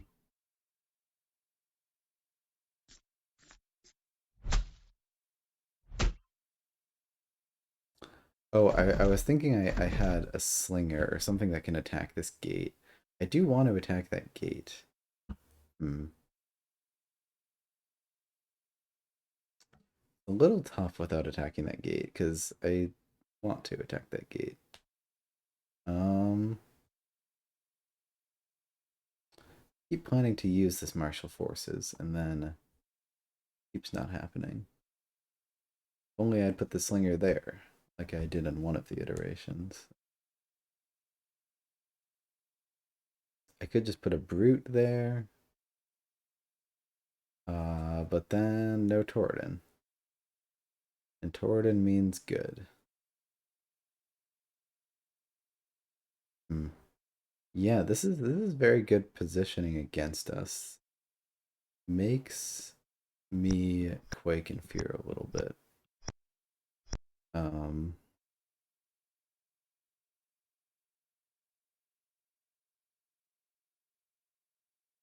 Maybe Torridon could go over here and break the gate. Yeah, it's just not great. Where this gate is right now. It just is not great. Um, well, we probably just got to do it. Probably don't have much of a choice. I mean, the brute could just do its thing, and then it's like, hey, at least all that we've got committed is a brute, and then they can go a little crazy. We keep putting off Torridon, but I don't know. I don't feel like I'm doing a ton otherwise. Um, Maybe Sundervid. Maybe this Glory Caller. I mean, if this Glory Caller just doesn't exist, might as well put the Slinger over there. Um, all right, we are believing a little bit. Sundervid can do better. Easy.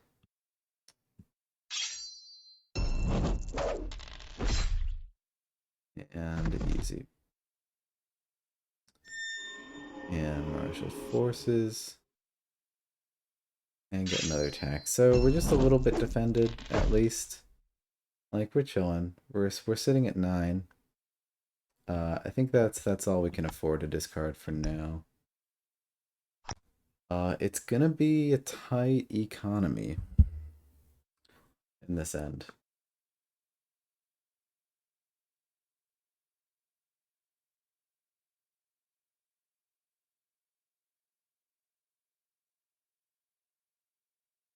Um, yeah, I'll have to see. Sorry, I'm just looking at something funny in the Discord.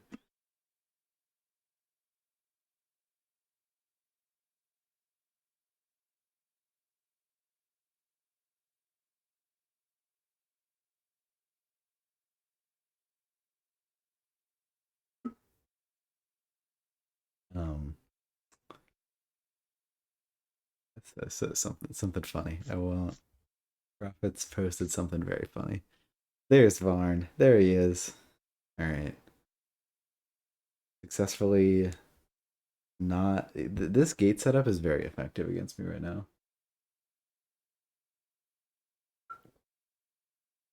That is wrecking me.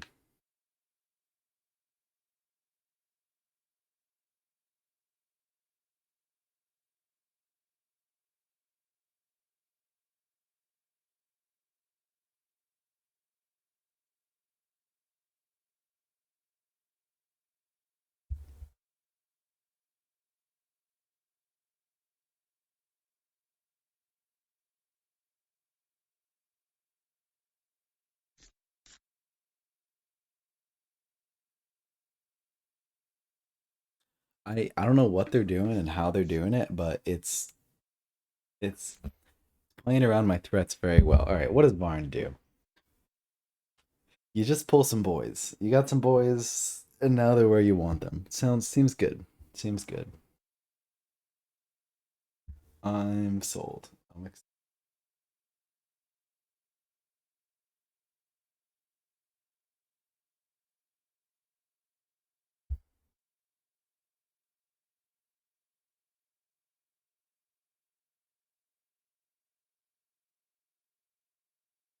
The thing about Torridon is like Maldaria beats him up. We've discarded so heavy here, and I mean, I guess we've sort of we're on pace with Mal, so somehow it's ended up fine. But boy, have we discarded heavy this game.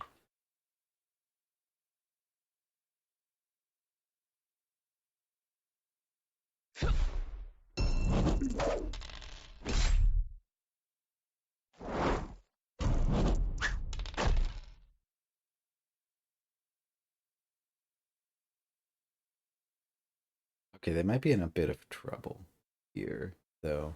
Did we draw the glory collar? We did not. That's a little unfortunate, but we got some dice on Mal. That's all I care about in this day and age. It's a shame I don't have like the charge event. Probably use that. I mean, Barn could probably do something interesting to Mal. I don't know. Torridon says Torridon, though. That's the thing. And Torridon do good. Torridon win. I do very much want to break that gate now that I think about it. I was gonna go right here, but that gate is a problem. How many summoned Ember beast? Only 2 out of 4. But if I break that gate, now they can summon adjacent to Torridon, and that's a little bit of a problem, so yeah, I mean they can summon adjacent to that brute and kill it, and that sucks, but like I guess I just gotta accept that. That's a little bit suck. And that's fine. I mean, breaking the gate would give us magic too, though. It's a shame we can't just occupy it. I don't know. We're gonna punch them all. It'll be great.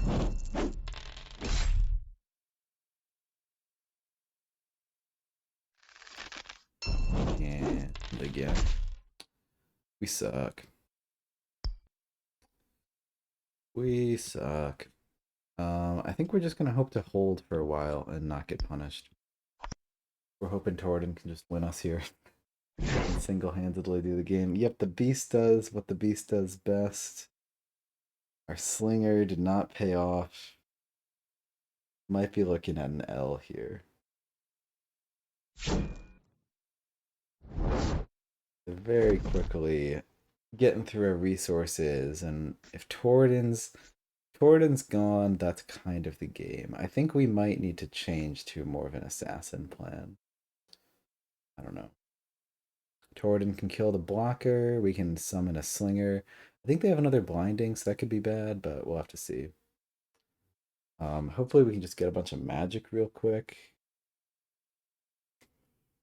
We'll have to see. Blinding, and then spirits, and then divine protection, right? And then, well, while we're at it, so we've played one of every single event.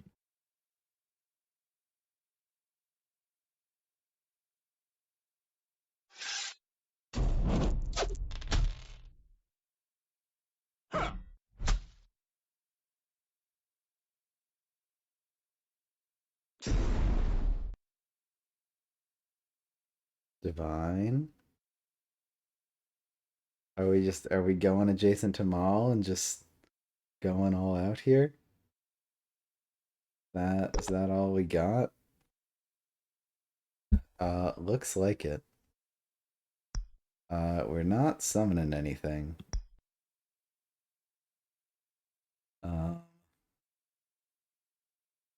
Yeah. 1, 2, 3. I mean, where can Maul run from less? Is it better to be on the other side? It seems like I've trapped Maul a little bit better if I'm on the other side. But this way I do more damage. It seems easier for Maul to run. Right? Let's do it on this side. Sunderved kills the beast. Hopes to kill the brute. And then we pull something. This plan doesn't make sense. Sunderved dies. That's the plan. Sunderved tactfully dies, and then that's it. There is no plan. Torridon is overexposed. It's not great. That's all I got for you. Is it's not great. I don't know. Torridon is just gonna be chilling over there for a while. I guess the gate goes here. How are we not just dead? I don't know. Somehow, some way, somehow, we're gonna make it.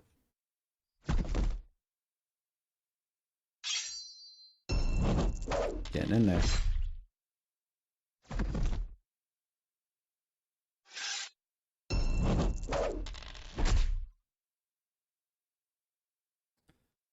Getting in there. Alright, now we got 2 magic for next turn. Do we need to summon something? Protect Sunderved? Nah, Sunderved's gonna die and it's gonna be great. I'm a fan. Do we want more magic? Nah. Playing the econ game. We're not playing the econ game. We're playing the kill Mal next turn or lose game. Martial forces. Yeah, but like martial what is the thing? I was planning on sending the slinger here, but I don't have enough attacks for that. Um, hoping I can get more use next turn, but I sure it sure could have been good. I definitely see that. Maldaria over there is a bit of a beast.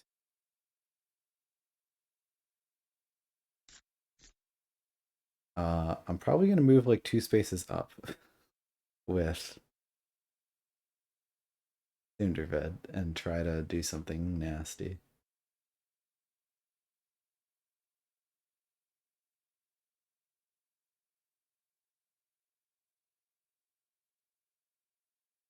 They're not really punishing Torden. And you know, big boy, big stomp.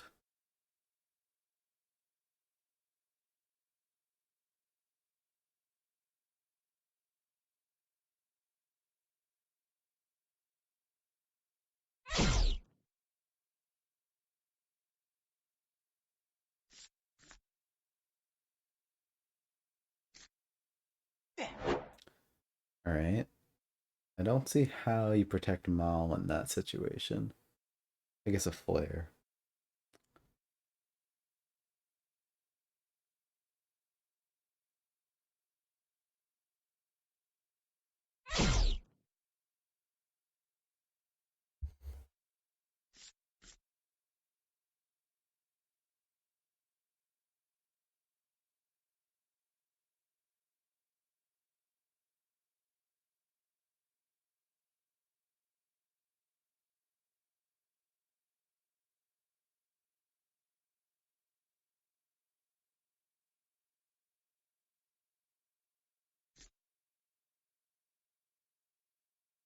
You gotta kill Torden. It's gotta be a flare if that's the move, right? There's no way you want to just let Torden attack. I mean, I guess that's 8 dice. I guess if you think if maybe this is an 8 on 8 Ray, Blair deals with it pretty well though. Oh, now that's much more reasonable. I mean, the brute can just force out of the way. No, the brute can't force out of the way because that's not how brute works. Well, Sunderved can just get someone up to punch with martial forces, not with a flare though. All right, this will be huge. Eee. All right. You got it. I guess technically you should have done the other 2 attacks first.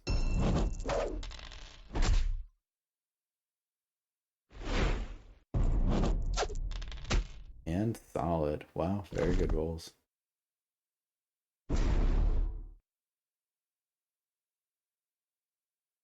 And we can't force that out of the way. Hmm. Hmm. If that was not an Ember Mage, we could just kill it with Sunderbed. But it is an Ember Mage, and so we have problems. Well, if I had 2 martial forces, I could still do it with like a slinger. Um, yeah, I don't think there's a way in there.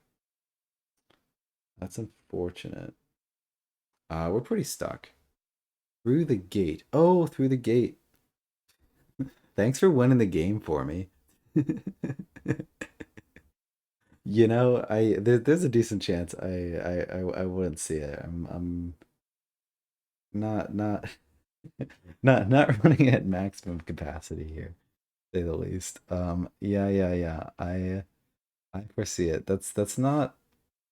Oh yeah, you just you pull a guy through the gate. Yeah, okay. No, your best. I see it. I see it. We're in there. We go here. This is pretty clever. Um, so this way now the slinger can attack and we can call forces. Pretty stonks. 6 dice. Yeah, that's what I see too. We found it. We found the water D play. Um, yep, yep. Easy, easy every time.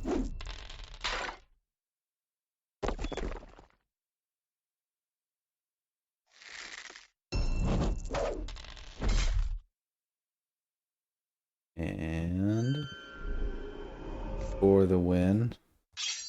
Well, thanks, chat. I might have seen it on my own.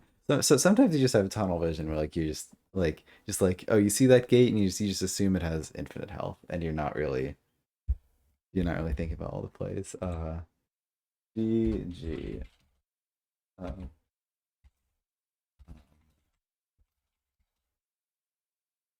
letting him know that I had a little bit of help on that last one.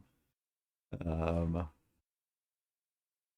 I probably need to call it. We'll see if they want to chat a little bit more. Um, Heyo. Yo. Uh, um, yeah. yeah, yeah, I saw that coming too.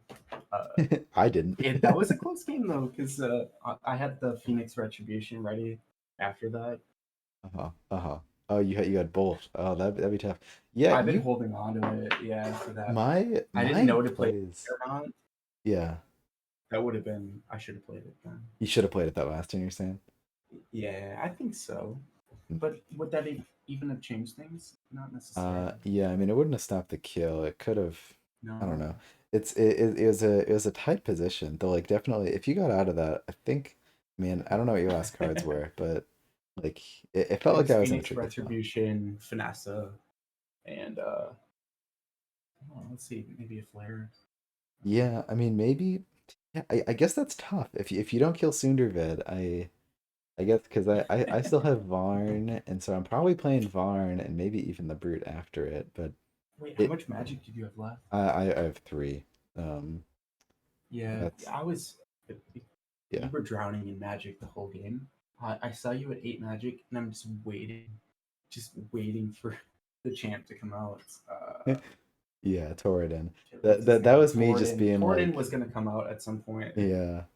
That was me being like, it's a faction that I'm new to. I don't know what these cards do, but what I do know is that a lot of magic means I get to play a big lizard. And I so mean, he that went was the out game quicker than I've plan. ever seen Torden go. You mean he got killed quicker or he came He onto the got game? killed quicker than I've ever seen him get killed. Like He sure did. Yeah, it was kind of a ride or die play. It it didn't. cost me everything though to kill him. Yeah, yeah, At the end of the day, his health pool. I spent a burn on him. I mean, yeah. that's desperation from Well, the that's the Phoenix thing. Yeah, Elves spending a burn. I wanted to have Torrid just like sort of walking around the midfield for a while and just like owning over there. Because like I don't just want to charge in and just like because yeah, like I'm No, seeing Mal with 4 dice and I'm like Torrid's dead in like 2 turns. Like and that's not good value. That's 8 magic. So no. I want to get a lot of trample, but Two somehow I ended turns up my charging in. attention is just it's game changing. Yeah. Mal, yeah, Mal That can was a very really. good game. At least we had a good one where you didn't stomp me. So I was excited about that. Yeah. It's tough. I mean like the Yeah. the aggro factions, and I think I were playing earlier with like Obsidian dwarves. Like when you lose to an aggro faction, it feels worse because it feels like a stomp. It feels like they just totally overrun you, and there's no chance. When probably in reality, it's not quite as bad as it seems because like that is their win con to overrun you. But like if you were able to hold off just a little bit more, like you would have been a lot finer than it looks. But that's just kind of Sure. how aggro factions tend to make you feel not good. I'd like to think that the factions aren't so rudimentary. And in fact, you don't have to play a certain way with any faction outside of Yeah, the polarizing ones, like the fungal dwarves. They kind of lend themselves to. a type of play style. Yeah. Whereas the Vargath, I would like to believe that they can pull back, uh, leverage the slingers, um, use the events to protect themselves, and still continue to have that form of offense, at least to get the magic that they need. Yeah. Sorry, you were talking about Oh, slingers there? oh, that like I would like to think that they could pull back, leverage the slingers, gain the magic Yeah. they need, and then push back forward again Yeah. No, no, no. Yeah, when they have it. Yeah. I don't know if I'd refer to these guys as an aggro faction. And No. I mean, I mean, I've played 4 games with them, so I also don't know if I should be referring to them as anything. Um, but I mean, I'd agree with you that like most factions, I mean, every faction has multiple play styles. Some lean Yeah, towards one a lot, like Obsidian Dwarves, I think really lean towards aggro and cave goblins. Like, it is like it's a that's horde clear. victory. You want to overwhelm them. You have the tools to win in the econ, but it's still like you want a big horde, and I think that might be similar for Crimson Order, but that's again after Mm. like 10 games. So I wanted to ask you just on a separate note. We can do yeah, the game analysis, but you had mentioned that um, you had finished school maybe recently, maybe not. yeah, no, What recently. recently? Okay. What fascinates you? What was your drive, at least with um your studies? Oh, Was it interesting. computer science or math? Like, It was not. They're definitely like in another life. hmm, It ended up being like I did like a literature great books program where with like seminar style classes, and so like I sure, really just liked the sort of classes that we had there, and I like not being lectured at a by a teacher and just sure, sort of like sure. chatting about it. But like, yeah, I've always enjoyed math in high school. Like, yeah, I don't know, like, and as a Hmm, kid, I went to like lots of like coding classes and whatnot, but sure. somehow I ended up with like no coding skills whatsoever. I guess they were just bad I classes. disagree. I don't know Well, at how least you it's. understand it if I'm talking to you and you understand at any degree what I'm talking about. Yeah, I mean, if you explain it well, I'll understand it. But like, I can't. You tell me Yeah. to make a program in a language, and No. I can't do anything.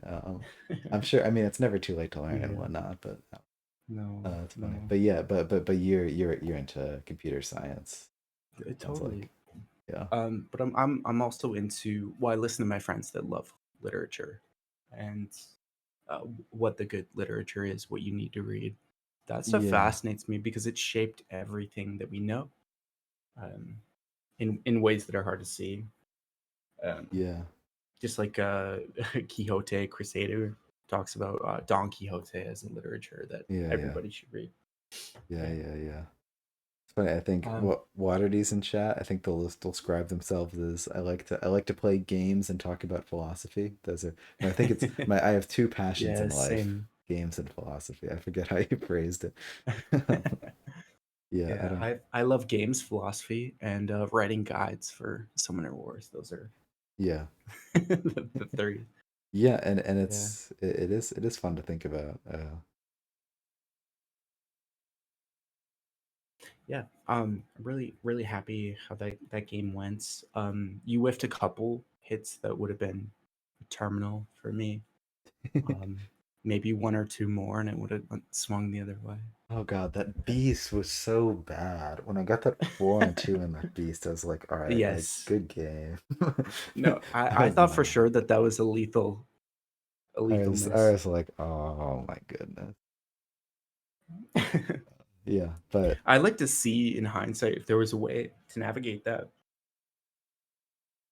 Um, if there was a way such that I could have played it where I could have taken advantage of that miss, gotten more damage, taken out some crucial units. Um, but the epic events, they take away, if I don't clean a unit out, it's getting pulled all the way to the back line, yeah, never to that's be true. seen again. So that That magic is lost, and that hurts so bad. that's true. I don't think about It's it. Yeah. Yeah, I know it too. So if you whiff that attack on a slinger, it's gonna haunt you the rest of the game. That alone it seems like a lethal miss Yeah, from any other yeah, you faction miss if it. you can't Yeah, clean up that unit. yeah, yeah. But yeah, like I mean, overall, I would your play seemed very good, or like I just felt like I was in a tough spot. Like those two gates, like I'm not used to that first gate that you placed. I think that's your Mm, B3. I'm not used to that as Phoenix yes. Elves, but like me taking that down and then you placing that other gate, it was like, oh my goodness, I'm so exposed. Yeah. I mean, I guess Where are you you gonna didn't. go? Yeah, I guess like I didn't end Yeah. up getting too punished. I ended up just sort of letting myself be No. exposed, and I guess you didn't have that much juice, but like it still was like I'm just so exposed by these gate positions. And Yeah. that I was just really scared. So, Sundervid was not long for this world. I was mana hungry almost the entire game of where I have the stuff to play. I don't have the juice. It's not there. Um, if I had the mana to take advantage of this, if I would have discarded heavier at the beginning, Yeah. as much as you did, it's curious. I remember looking at your discard pile and thinking, "You're oh geez, Ben's going for it. He, Yeah. he's thirsty at least to try and get out." Some of your champions at least. Yeah. Uh, what is he trying to get out once he's past 6 mana? He's trying to go for the the big boys here, which Toward yeah, yeah. I feel like the more you play a Torben, yeah, faction, the more like you sort of start to or have the Harm, yeah. favorite commons. But like, I'm just looking at my cards with these guys, the Mountain Vargas, and I'm just like, none of these commons, like I'm not like, oh, that's the common that's good. That's the common that I want next turn. I'm like, these are all mid. Mm, They're all going in the bucket. I don't, well, yeah, and part of that's being new. But that also sort of might sure. just be sort of the run of the mill for Soondervid is like your commons are just kind of vanilla because your summoner is so freaking insane. So good. It makes every common a top two. Yeah, yeah, I'd call the caller pretty mid in general. Um, Contingent on even Torden to be sorry, not Torden. Even Sundavir to be around for it to be a realistic unit to yeah, for attack with. sure, I for think he sure. swung at me with a collar for It one missed. That was and so. missed. I was like, yeah, 5 out of 6, Yeah, easy, easy. yeah. Yeah, And then that it not. misses. I'm like, how lucky can I get? And I still wasn't able to tweak it out. It's tough. Yeah. Yes, it's tough for sure. Yeah, and I guess I had the magic. It's funny. I discarded 10 cards. You discarded 8 cards. So I mean, maybe you Mm. picked up the pace at a certain point. Yeah, I don't know. I picked it up a little bit too late, in my opinion. Yeah, Yeah, I was just yeah, just throwing everything. but there's this somebody sets the tempo, and then Yeah, you either adapt to it. And I'm not as interested in looking at the tool that looks at it to see how many cards that they discarded at each point. Looking at the outer HTML, it's more of a feeling thing because, and I'm not suggesting that you had done that. Just it, it's curious. Just like at each point, you can adapt to how they're playing or uh, do your own thing based off of what you're aiming for. Do I need to be able to pay for a 5 cost champion? Is yeah, that really what I need the next turn? Should yeah, I be discarding the same as them and keep up with their tempo? All the decision making along the way, it's just curious. What yeah, is the best thing to do? Yeah. yeah, yeah, for sure. Um, I was really excited to see Water D come back to being a part of the community again because Woohoo! he left, he or We she love left. you, Watered. We do. Yeah, yeah. I think Because I they're read just all the busy for a guides. bit. I've read every guide under Yeah, the website, the SW Zone, and yeah, I've yeah. gone ahead and made my own too, and it's partially based off of the complexity and the ideas behind those. So I think that's a big deal. Yeah, yeah, for sure. Um, let's say, could I bug you in pulling up the guide and giving some suggestions on Yeah, how I sure. can Yeah, improve it? I'll just be. I mean, it'll be top of my head, so nothing. Okay. Not nothing. Just thinking about it right No, it's now, like but what me. are you looking for? Yeah. Let me go for it. Got some critical feedback. Putting on my editor cap. My editor cap is not very. My Yeah. I'm not a very I'll good fix like writer. the verbiage and No, whatnot. Yeah, no. just like what you would want based off of the criteria. Yeah, What yeah. yeah. Maybe I will pop this up in a different tab actually. Do.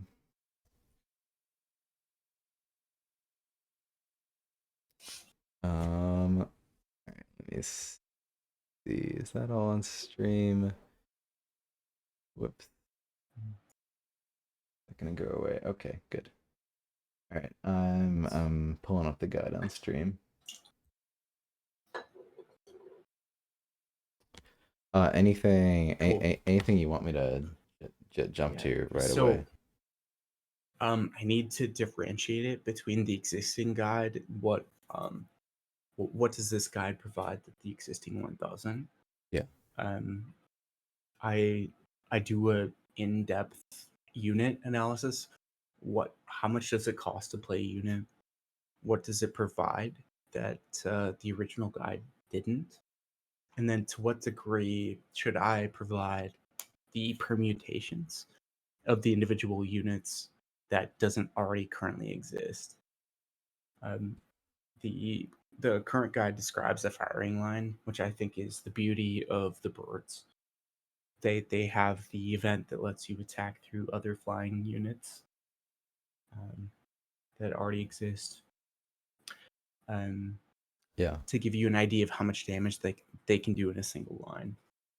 Um, I I'd like to say that it does a little bit more in depth describing the utility of the units. For example, the divers, like you're showcasing right now, they can do a damage to wherever they land, but that doesn't mean that you can't summon a second one to be able to take 2 damage out on a unit that's still left alive, which could Yeah. be the difference between you opening up a space on a gate or opening up a space where you do take your move phase and putting a unit there that is the difference between taking out a summoner or not. Um, Yeah. that's It's kind a, of the underrated part about divers. Yeah, yeah, and so like walk me through it when you're when you're sure. evaluating a common and like the value of a Sure. common and also like what are your goals here to to evaluate like the true like economy value of a common or the Mm. assassination value and for whatever your goal is then like how do you go about like what's your process of evaluating that? You have to make an idea of whether or not that you're trying to make econ or if you're trying to take out damage on a summoner, and if you can take them out on the subsequent turn. Generally, Yeah. as the birds, it's can I kill them on this turn? Probably not. Can I do enough damage on them this turn that I could do it on the second turn? Otherwise, it makes sense to probably play some econ. Um, you you can't just constantly go on the prowl with just about any faction without having some return. And you get bit by that a lot. If you just constantly go on the offense, you're going to find yourselves uh, thirsty to play the cards that you need to, unless you discard really heavy. And it's Yeah. this balance that's hard to describe. Um, uh, I think if for anybody that's playing an aggressive faction, which a lot of folks would proclaim that the birds are an aggressive faction, that you'll do fine if you plan the offense and discard heavy every single time. But you can't play every game like that. And identifying why you can't is complicated. I'd like to think that there are little minutiae that will help you to at least play the odds. And that's the intention of the guide. How can I play my odds such that if I want to play aggressive or I want to play econ, that I'm going to get the most out of every single attack? Um, how do I set myself up such that I can set my attack lines where I will likely kill the enemy summoner, or likely get enough magic back that I can play the units that are in my hand for the next turn. Yeah, Yeah.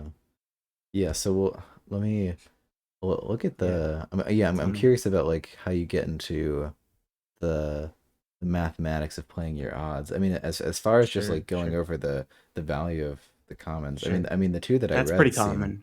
seem very.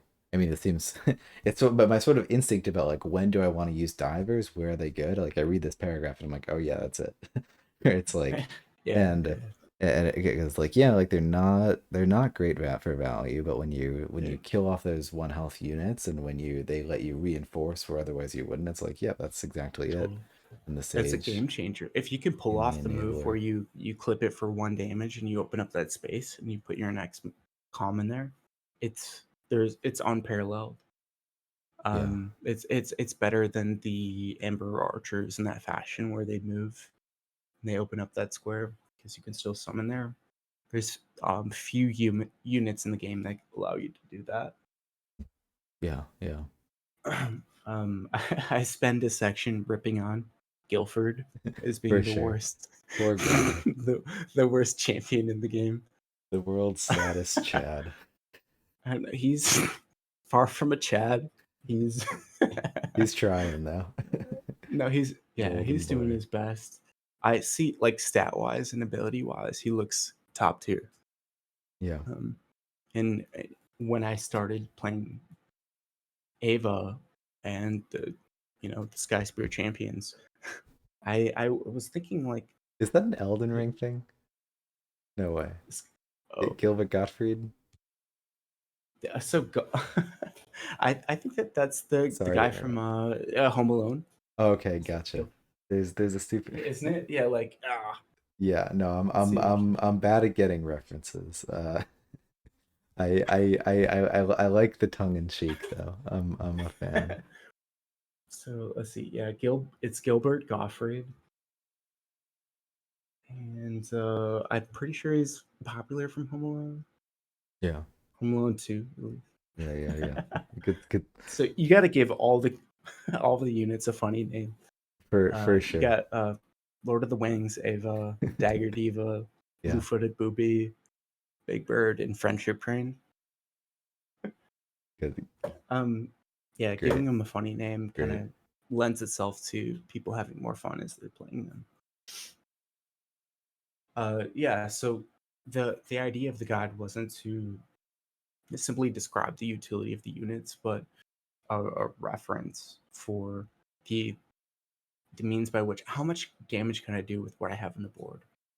I want to be able to look at here's what I have in my hands. Here's what's on the board. What are the configurations that I can do as much damage as possible? And so it started with, at least where I'm at right now, what is the highest possible damage that you could do with the birds without events? What's the highest possible damage I could do if I have um, either the Sky's Hold or the other event that I'm spacing on? Battle song? Um, yeah, Battle Song. Thank you. Yeah, because these are common situations that come up.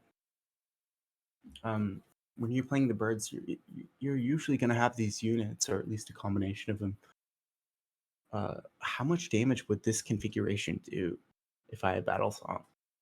Yeah. It's insane.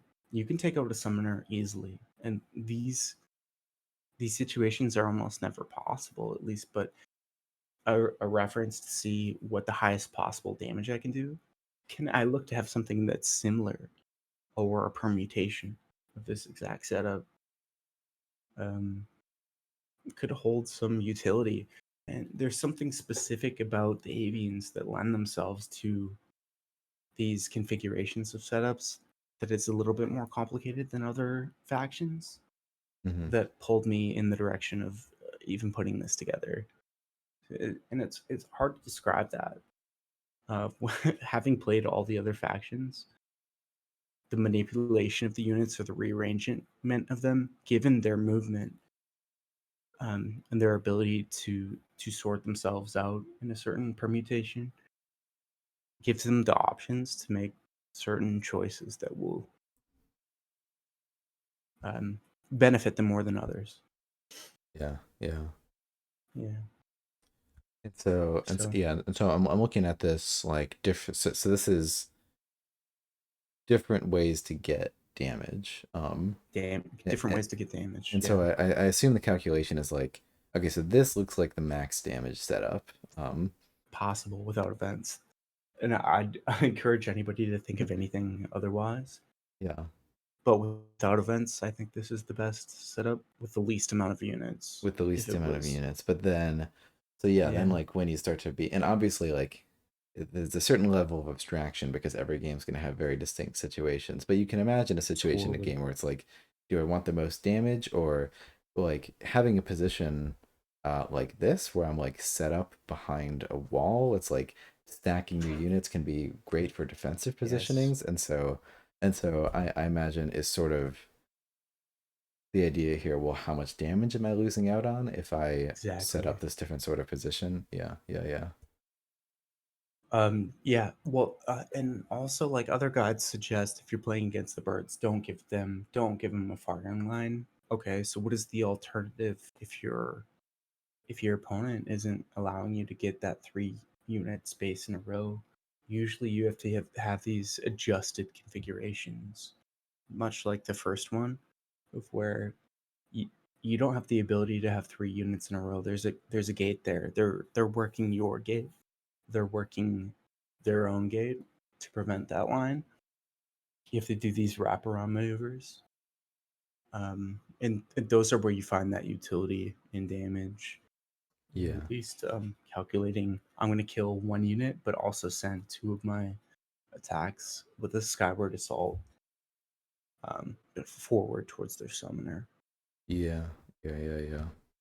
And so do you end up, I guess, are you gonna add later on for like the variations, the Totally. average damage, for Exactly. these? Because Yeah. yeah, like that's what I want. Like if I'm seeing, okay, I'm I on want the average. peak of every scenario, but not every single possible configuration because it's impossible. Yeah. Yeah. Yeah, gotcha. Yeah, I mean, I think like Yeah. what I'm probably looking at is like the average, and then I like this chart too to be like, okay, like and to know exactly like okay, 88% chance to do 8 damage. Okay, like so I'm probably gonna get Exactly. that, and so I'd want to know with this variation, what the odds are there. And Yes. so Yes. yeah, like it's definitely interesting. I mean, it's not, and this part of the guide like less strategy, and like I could see that, or like see all the numbers like just Mm. like not being as helpful for people that are new to the game, but like Yes. it's a A really hundred percent. interesting, it's a really interesting like study, if anything. I mean, like, and I mean sort of It's what Water will Yeah. talk Yeah. about, It's like more of a like. philosophy of games. Like I'm very curious. I'm very curious to know Yeah. like all of the like even if it was a purely like abstract study that didn't have implications on the game, which isn't the case. Like this Mm. definitely does. I'm definitely curious to like see all the numbers and the different like perfect. It almost seems like some like I don't know. Yeah, some like abstract treatise about like the perfect like military like formations and whatnot, and what the commander should do, and then apply those principles to Totally. games as best you can. They're more militarized or formal, just for the fact that Ava has to be in a certain position in order to make the stewards a good unit. They're terrible otherwise, compared to. I mean, you look at the Crimson Order and you have a unit, the warrior, who gets +2 if you sacrifice one of your health uh, as a summoner. What even compares to 4 melee attack dice against just about any unit Yeah. for a summoner who can heal it right back? It's unparalleled. Yeah. So I love that there's these dedicated permutations of quality. The birds will will always hold a place in my heart. Um, I'd like to think that they're not just an aggressive faction, and that they can pull away and back off when you're putting your pressure back on. What are the Yeah, for sure. permutations that will benefit you? For Yeah, sure. Yeah, and that's definitely how I think about them. sure. I think they honestly excel at the at staying back more so than at least charging forward. They'll probably they they can't charge forward immediately like some of the horde No. factions can. Well, everybody's planning like I'll block off this space so that I know for a fact that they can't Yeah, yeah, at yeah, least make a line on me. yeah. And this is where you surprise them. Yeah, for sure. I mean, and I don't play them a ton, but my general strategy is I sort of keep away and force the opponent to come forward, and then I try to just keep a good positioning, and if they ever misstep, I jump over them and trap them, and that's the game. That's sort of my Yeah. default way. I know like I talk to some people that are just like, nope, I play them like cave goblins, and like more power to you. Um, I just keep sending them forward, and yeah, yeah. if you beat me, I lose. And yeah, Yeah, yeah. yeah. Well, I'll be So, curious to know how it develops, how the guide goes. yeah, it sounds like Massimo is just waiting for the complete version. I'd love to put up at least part of it first. Uh, all the numbers and stuff takes a long time to put together. I imagine for sure. Yeah. Uh,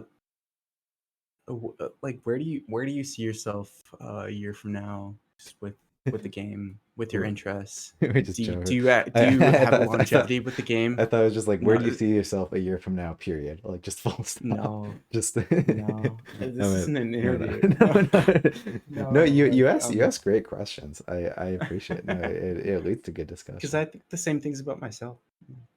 Yeah, Uh, it's funny. I mean, I don't.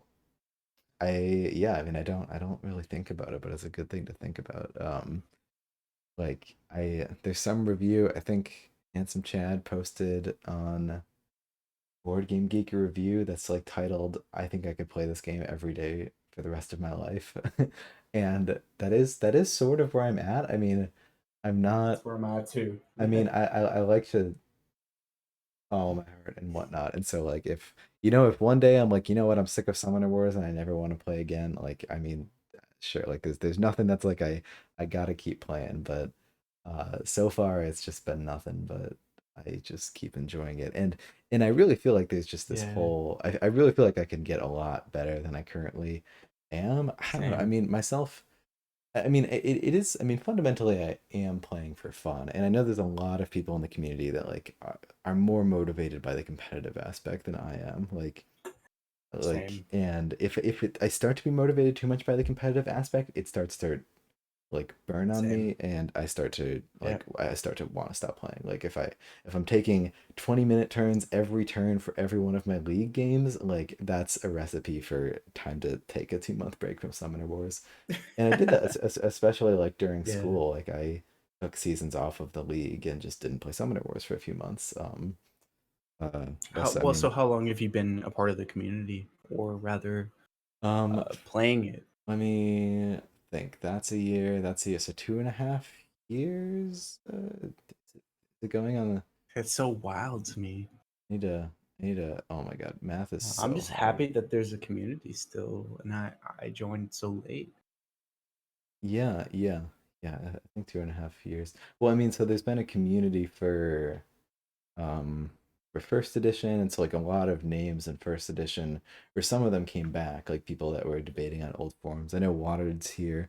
I don't know if they're still here in chat, but they were a big fan of first edition shenanigans, and they played a ton. They were a huge name there, and then they helped with playtesting. So a lot of people that love first edition like helped playtest the master set for second edition, and then yeah, I just Sure. one of my friends got the game, and I like immediately fell in love with it.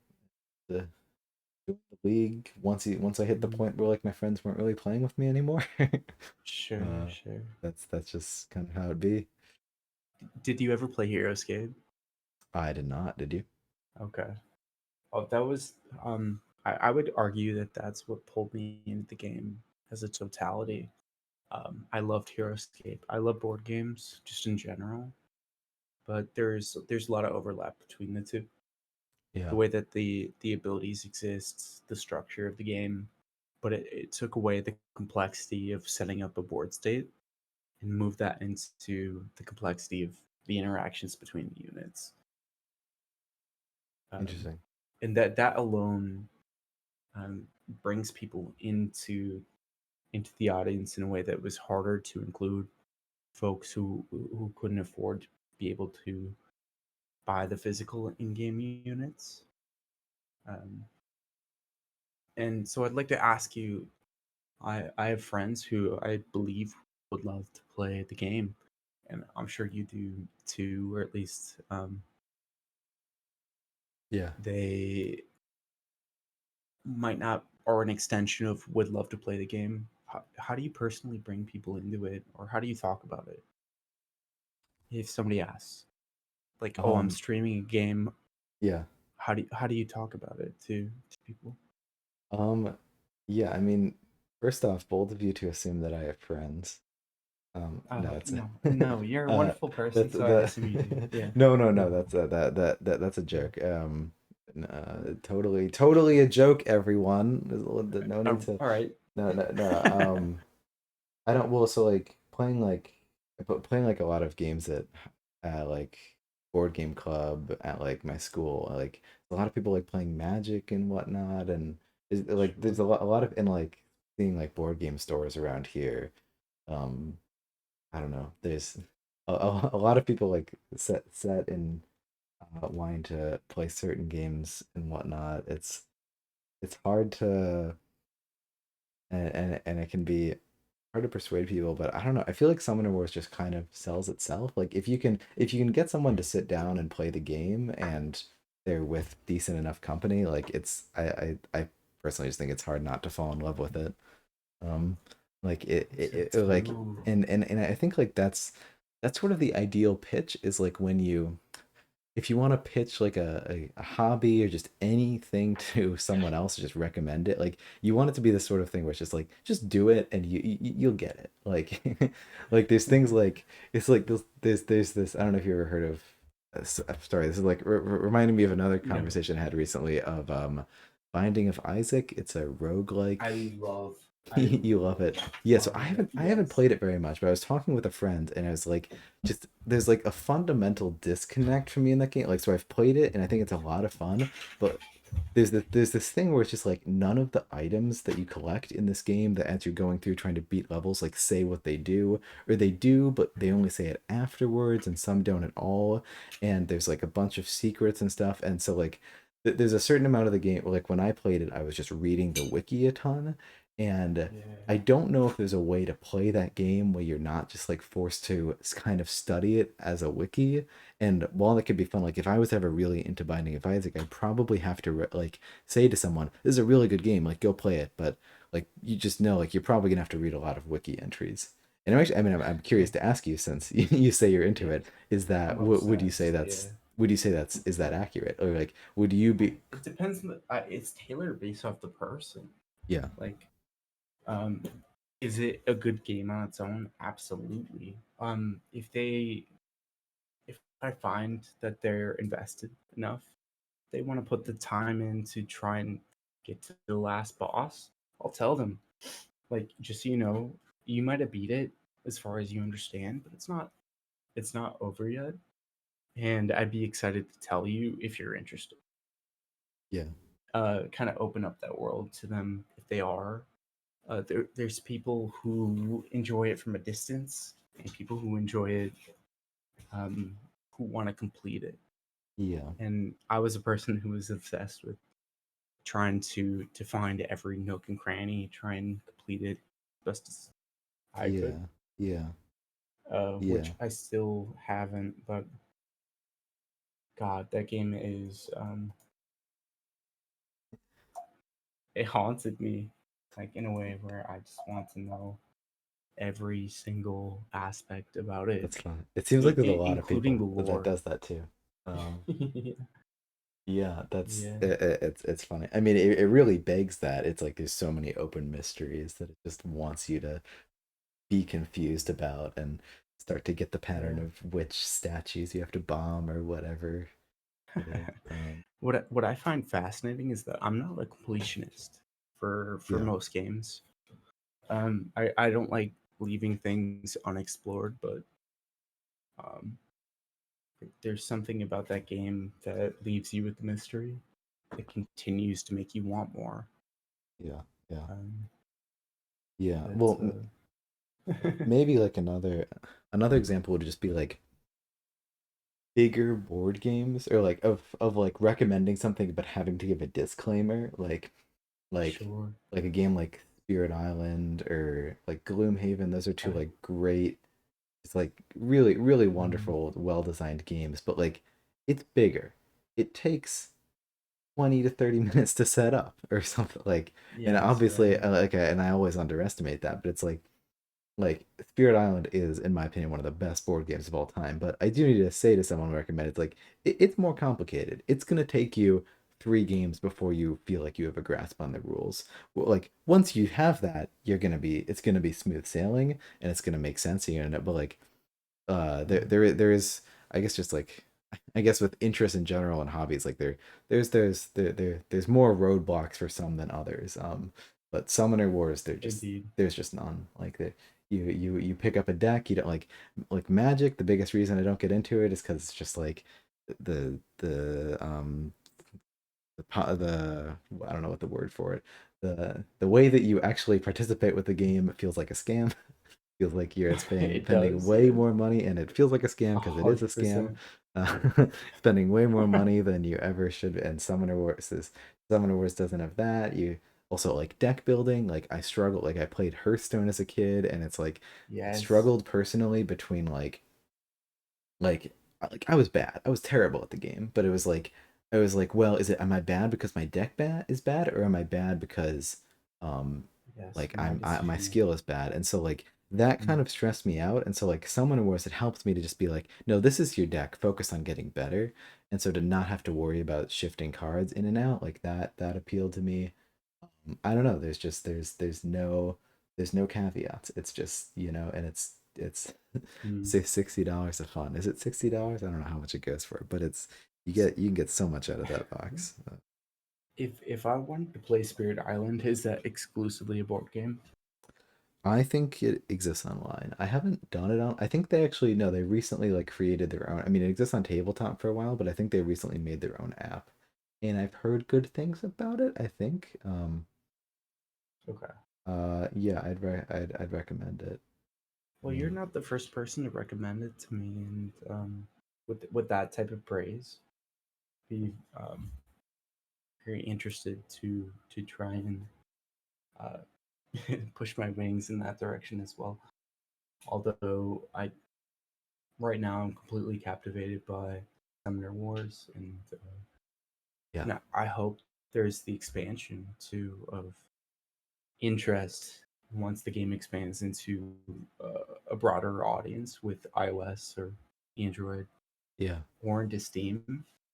I think the game would blow up in a way that's kind of hard to foresee. That I look at you and I see the opportunity for you to be a big name That'd in be the scary. industry. I mean, it would be I great would hope. if the game Yeah, blows up and suddenly it's like the yeah, biggest thing and ever. I mean, it's yeah, scary because it means change, and I yeah, do. I mean, I've always said I really want this game to blow up, but then if you actually like present that to me as like, sorry, I'm in a very like philosophical rambling mood, but like sure, if you actually sure. present that to me as like this is happening, it's like crap, like things are gonna change. Like Colby's gonna have a lot of money. Like what's he gonna do? Like is he Oh, are we gonna keep to the same design? I mean, I really I mean yeah, I really trust this company and I do. I've met all of them, and they're great, and they've said they're like committed to these principles, but I mean, and Summoner Wars is committed to like to I mean Joe wrote a great blog post to like to have an app that does not follow all of the negative trends that most phone apps do of like sort of I've preying on the seen consumer. even in the most recent blog was a recommendation of I understand these principles have hurt other companies, Yeah. and here's how we're adapting It's so to thoughtful. Yeah. avoid this. It's Very good. very thoughtful. Um, Um, and I don't know if that's just like a I'm appealing to a smaller audience, therefore these are the ideals that I would hold, or if yeah. this is the long term vision. How to reconcile that? Yeah. But I believe in you specifically. Um, more than anything, if that were to become the case, that you could hold that position, and I that you could I be the face appreciate of it. it in a way. I'm the Yeah. face of Summoner Wars for sure. That's me. Yeah, no, So I I mean, hope that holds you awake at night and you can't sleep. But oh yeah, for sure. Well, it's been really hard. I've been getting about a lot of nice messages from people just being like, "Yeah, I love to watch your videos," and like it honestly means so much because like I don't know, I started playing it. Started this as like an excuse to just play more live games, and I'm always yeah, that's always sort of what it is at the heart of it is me wanting to play more Summoner Wars, but like the fact that like just to have like a few people there and they're enjoying the videos like I that means so much. let's talk about the content creation portion of it. Do you foresee? Are you editing your own videos right now? First of all,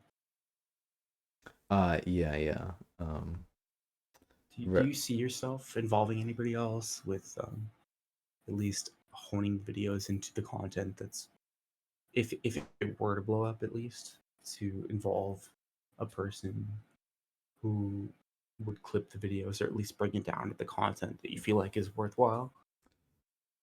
you know, like if it ever, I mean, if it ever got to that point, that would be amazing. I'm definitely like I not can't not imagine paying getting somebody to not do getting it. ahead of ourselves. Well, yeah, I mean I Yeah, mean, I don't know at what point your channel, how big your channel needs to be to like actually make any sort of money, but boy, am I very far away from there. And I mean, and that's just, I mean, the audience for Summoner Wars is small and yeah, it's yeah, nice that way. And I mean, and if it did blow up, I guess that would change things. But you know, I'm yeah. I'm very happy with just playing some games and what I upload to YouTube is usually, I mean, Twitch is very nice. It like I just use a highlighter tool to just like select the portion of the broadcast and that just goes right to Sure, YouTube. And there's a few sure. videos that I've like edited more in depth with an application, but like that but those are the videos that like it takes like it ends up getting like delayed 2 weeks to go out because then Yeah. I like don't get to it uh Oh, that's yeah, cool. yeah. Okay. Um, do you have a favorite? What's your favorite thing to do outside of Summoner Wars? Just in general, do you have a hobby? Do you have a favorite game? Is this your life? Is this my Yeah. favorite, well, are those two different questions, Anything. like If favorite that's anything? cooking, if it's like yeah, Yeah, if no, it's Summoner Wars. I mean, always things sort of come and go. I play piano, not like at a, what's the word? Not at the level of like someone who's crazy and sight reading everything and has played piano all their life. Sure. I sort of I enjoy that casually. It's really it's I mean I yeah I guess you read the my profile on on Someone or Zone is I like to play piano and board games, and Cool. I guess those are the two hobbies right now. Oh, cool, cool, Though I don't cool. like I it. just bought my girlfriend a keyboard at least, Yeah, just to stay out in our main space. yeah, That is a hobby in my own way. I'm just amazed by that. I love music, so yeah. It's um, really great. I mean, it's something I could definitely with music and piano. It definitely like comes and goes. Like I'll just like not play really for a few months and then I'll get really into it. And yeah, I don't really know the ropes when it comes to technical production and stuff. But what about yourself? You say you're into music. Any other I hobbies? think I have more hobbies than I have time in general. I love music. I love listening to my girlfriend play. I love playing guitar. Yeah. Trying to find my space, and well, I moved from hobby to hobby just in general. Um, what do I love the most?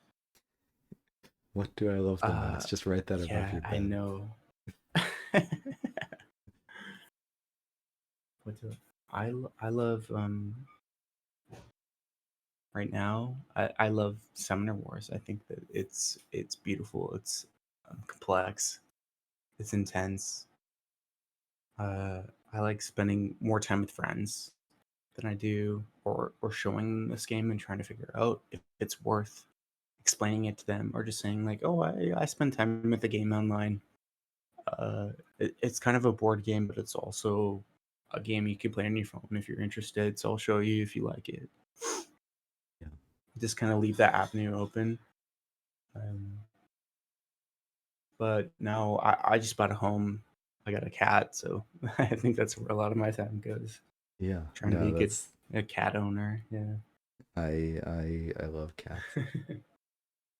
Cats are everything, really, at the end of the day. Yeah, no, Uh, yeah, yeah, well, yeah. well, My it's cat's just sitting here on this post, so yeah. aw, Anyway. great. Yeah, well, Yes, it's it's been a pleasure. it's been great to chat. Yeah, and you ask, I mean, Yes. you ask great questions that leads to great conversations. So been a lot of fun. Yeah.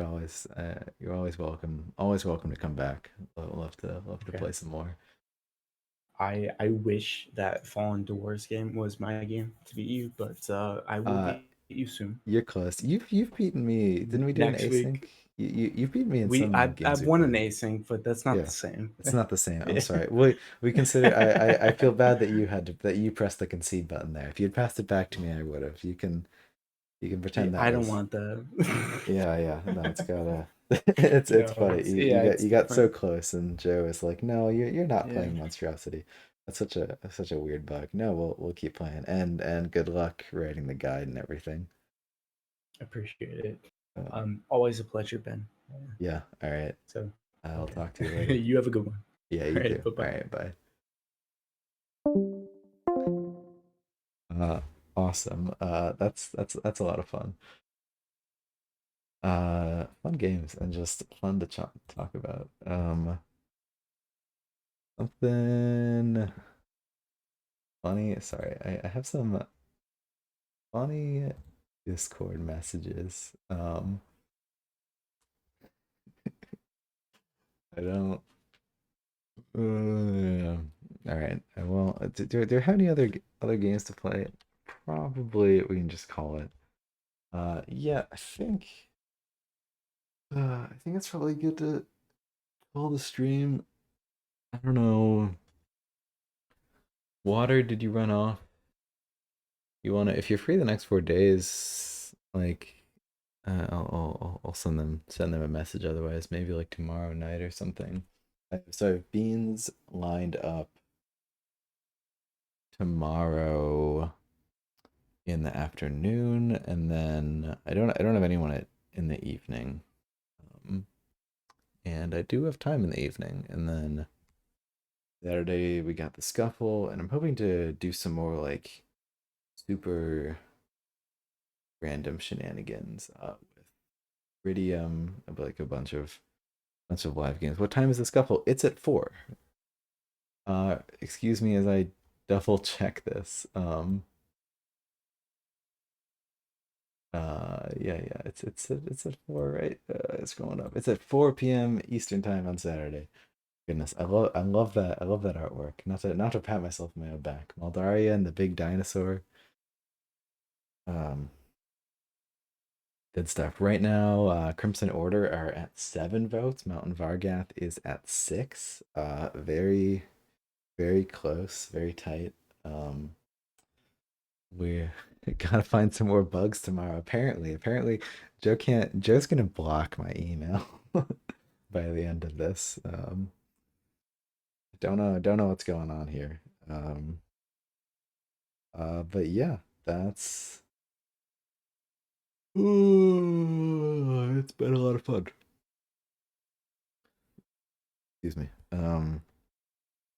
Yeah, well, thanks for coming by. It's fun chatting with you all. and I will be back on tomorrow in the afternoon. And maybe later, if I can get anything lined up with Watered while he's got time, I will definitely message about that in the content streaming channel. But yeah, anyway, thanks for coming by. Catch you later. Bye.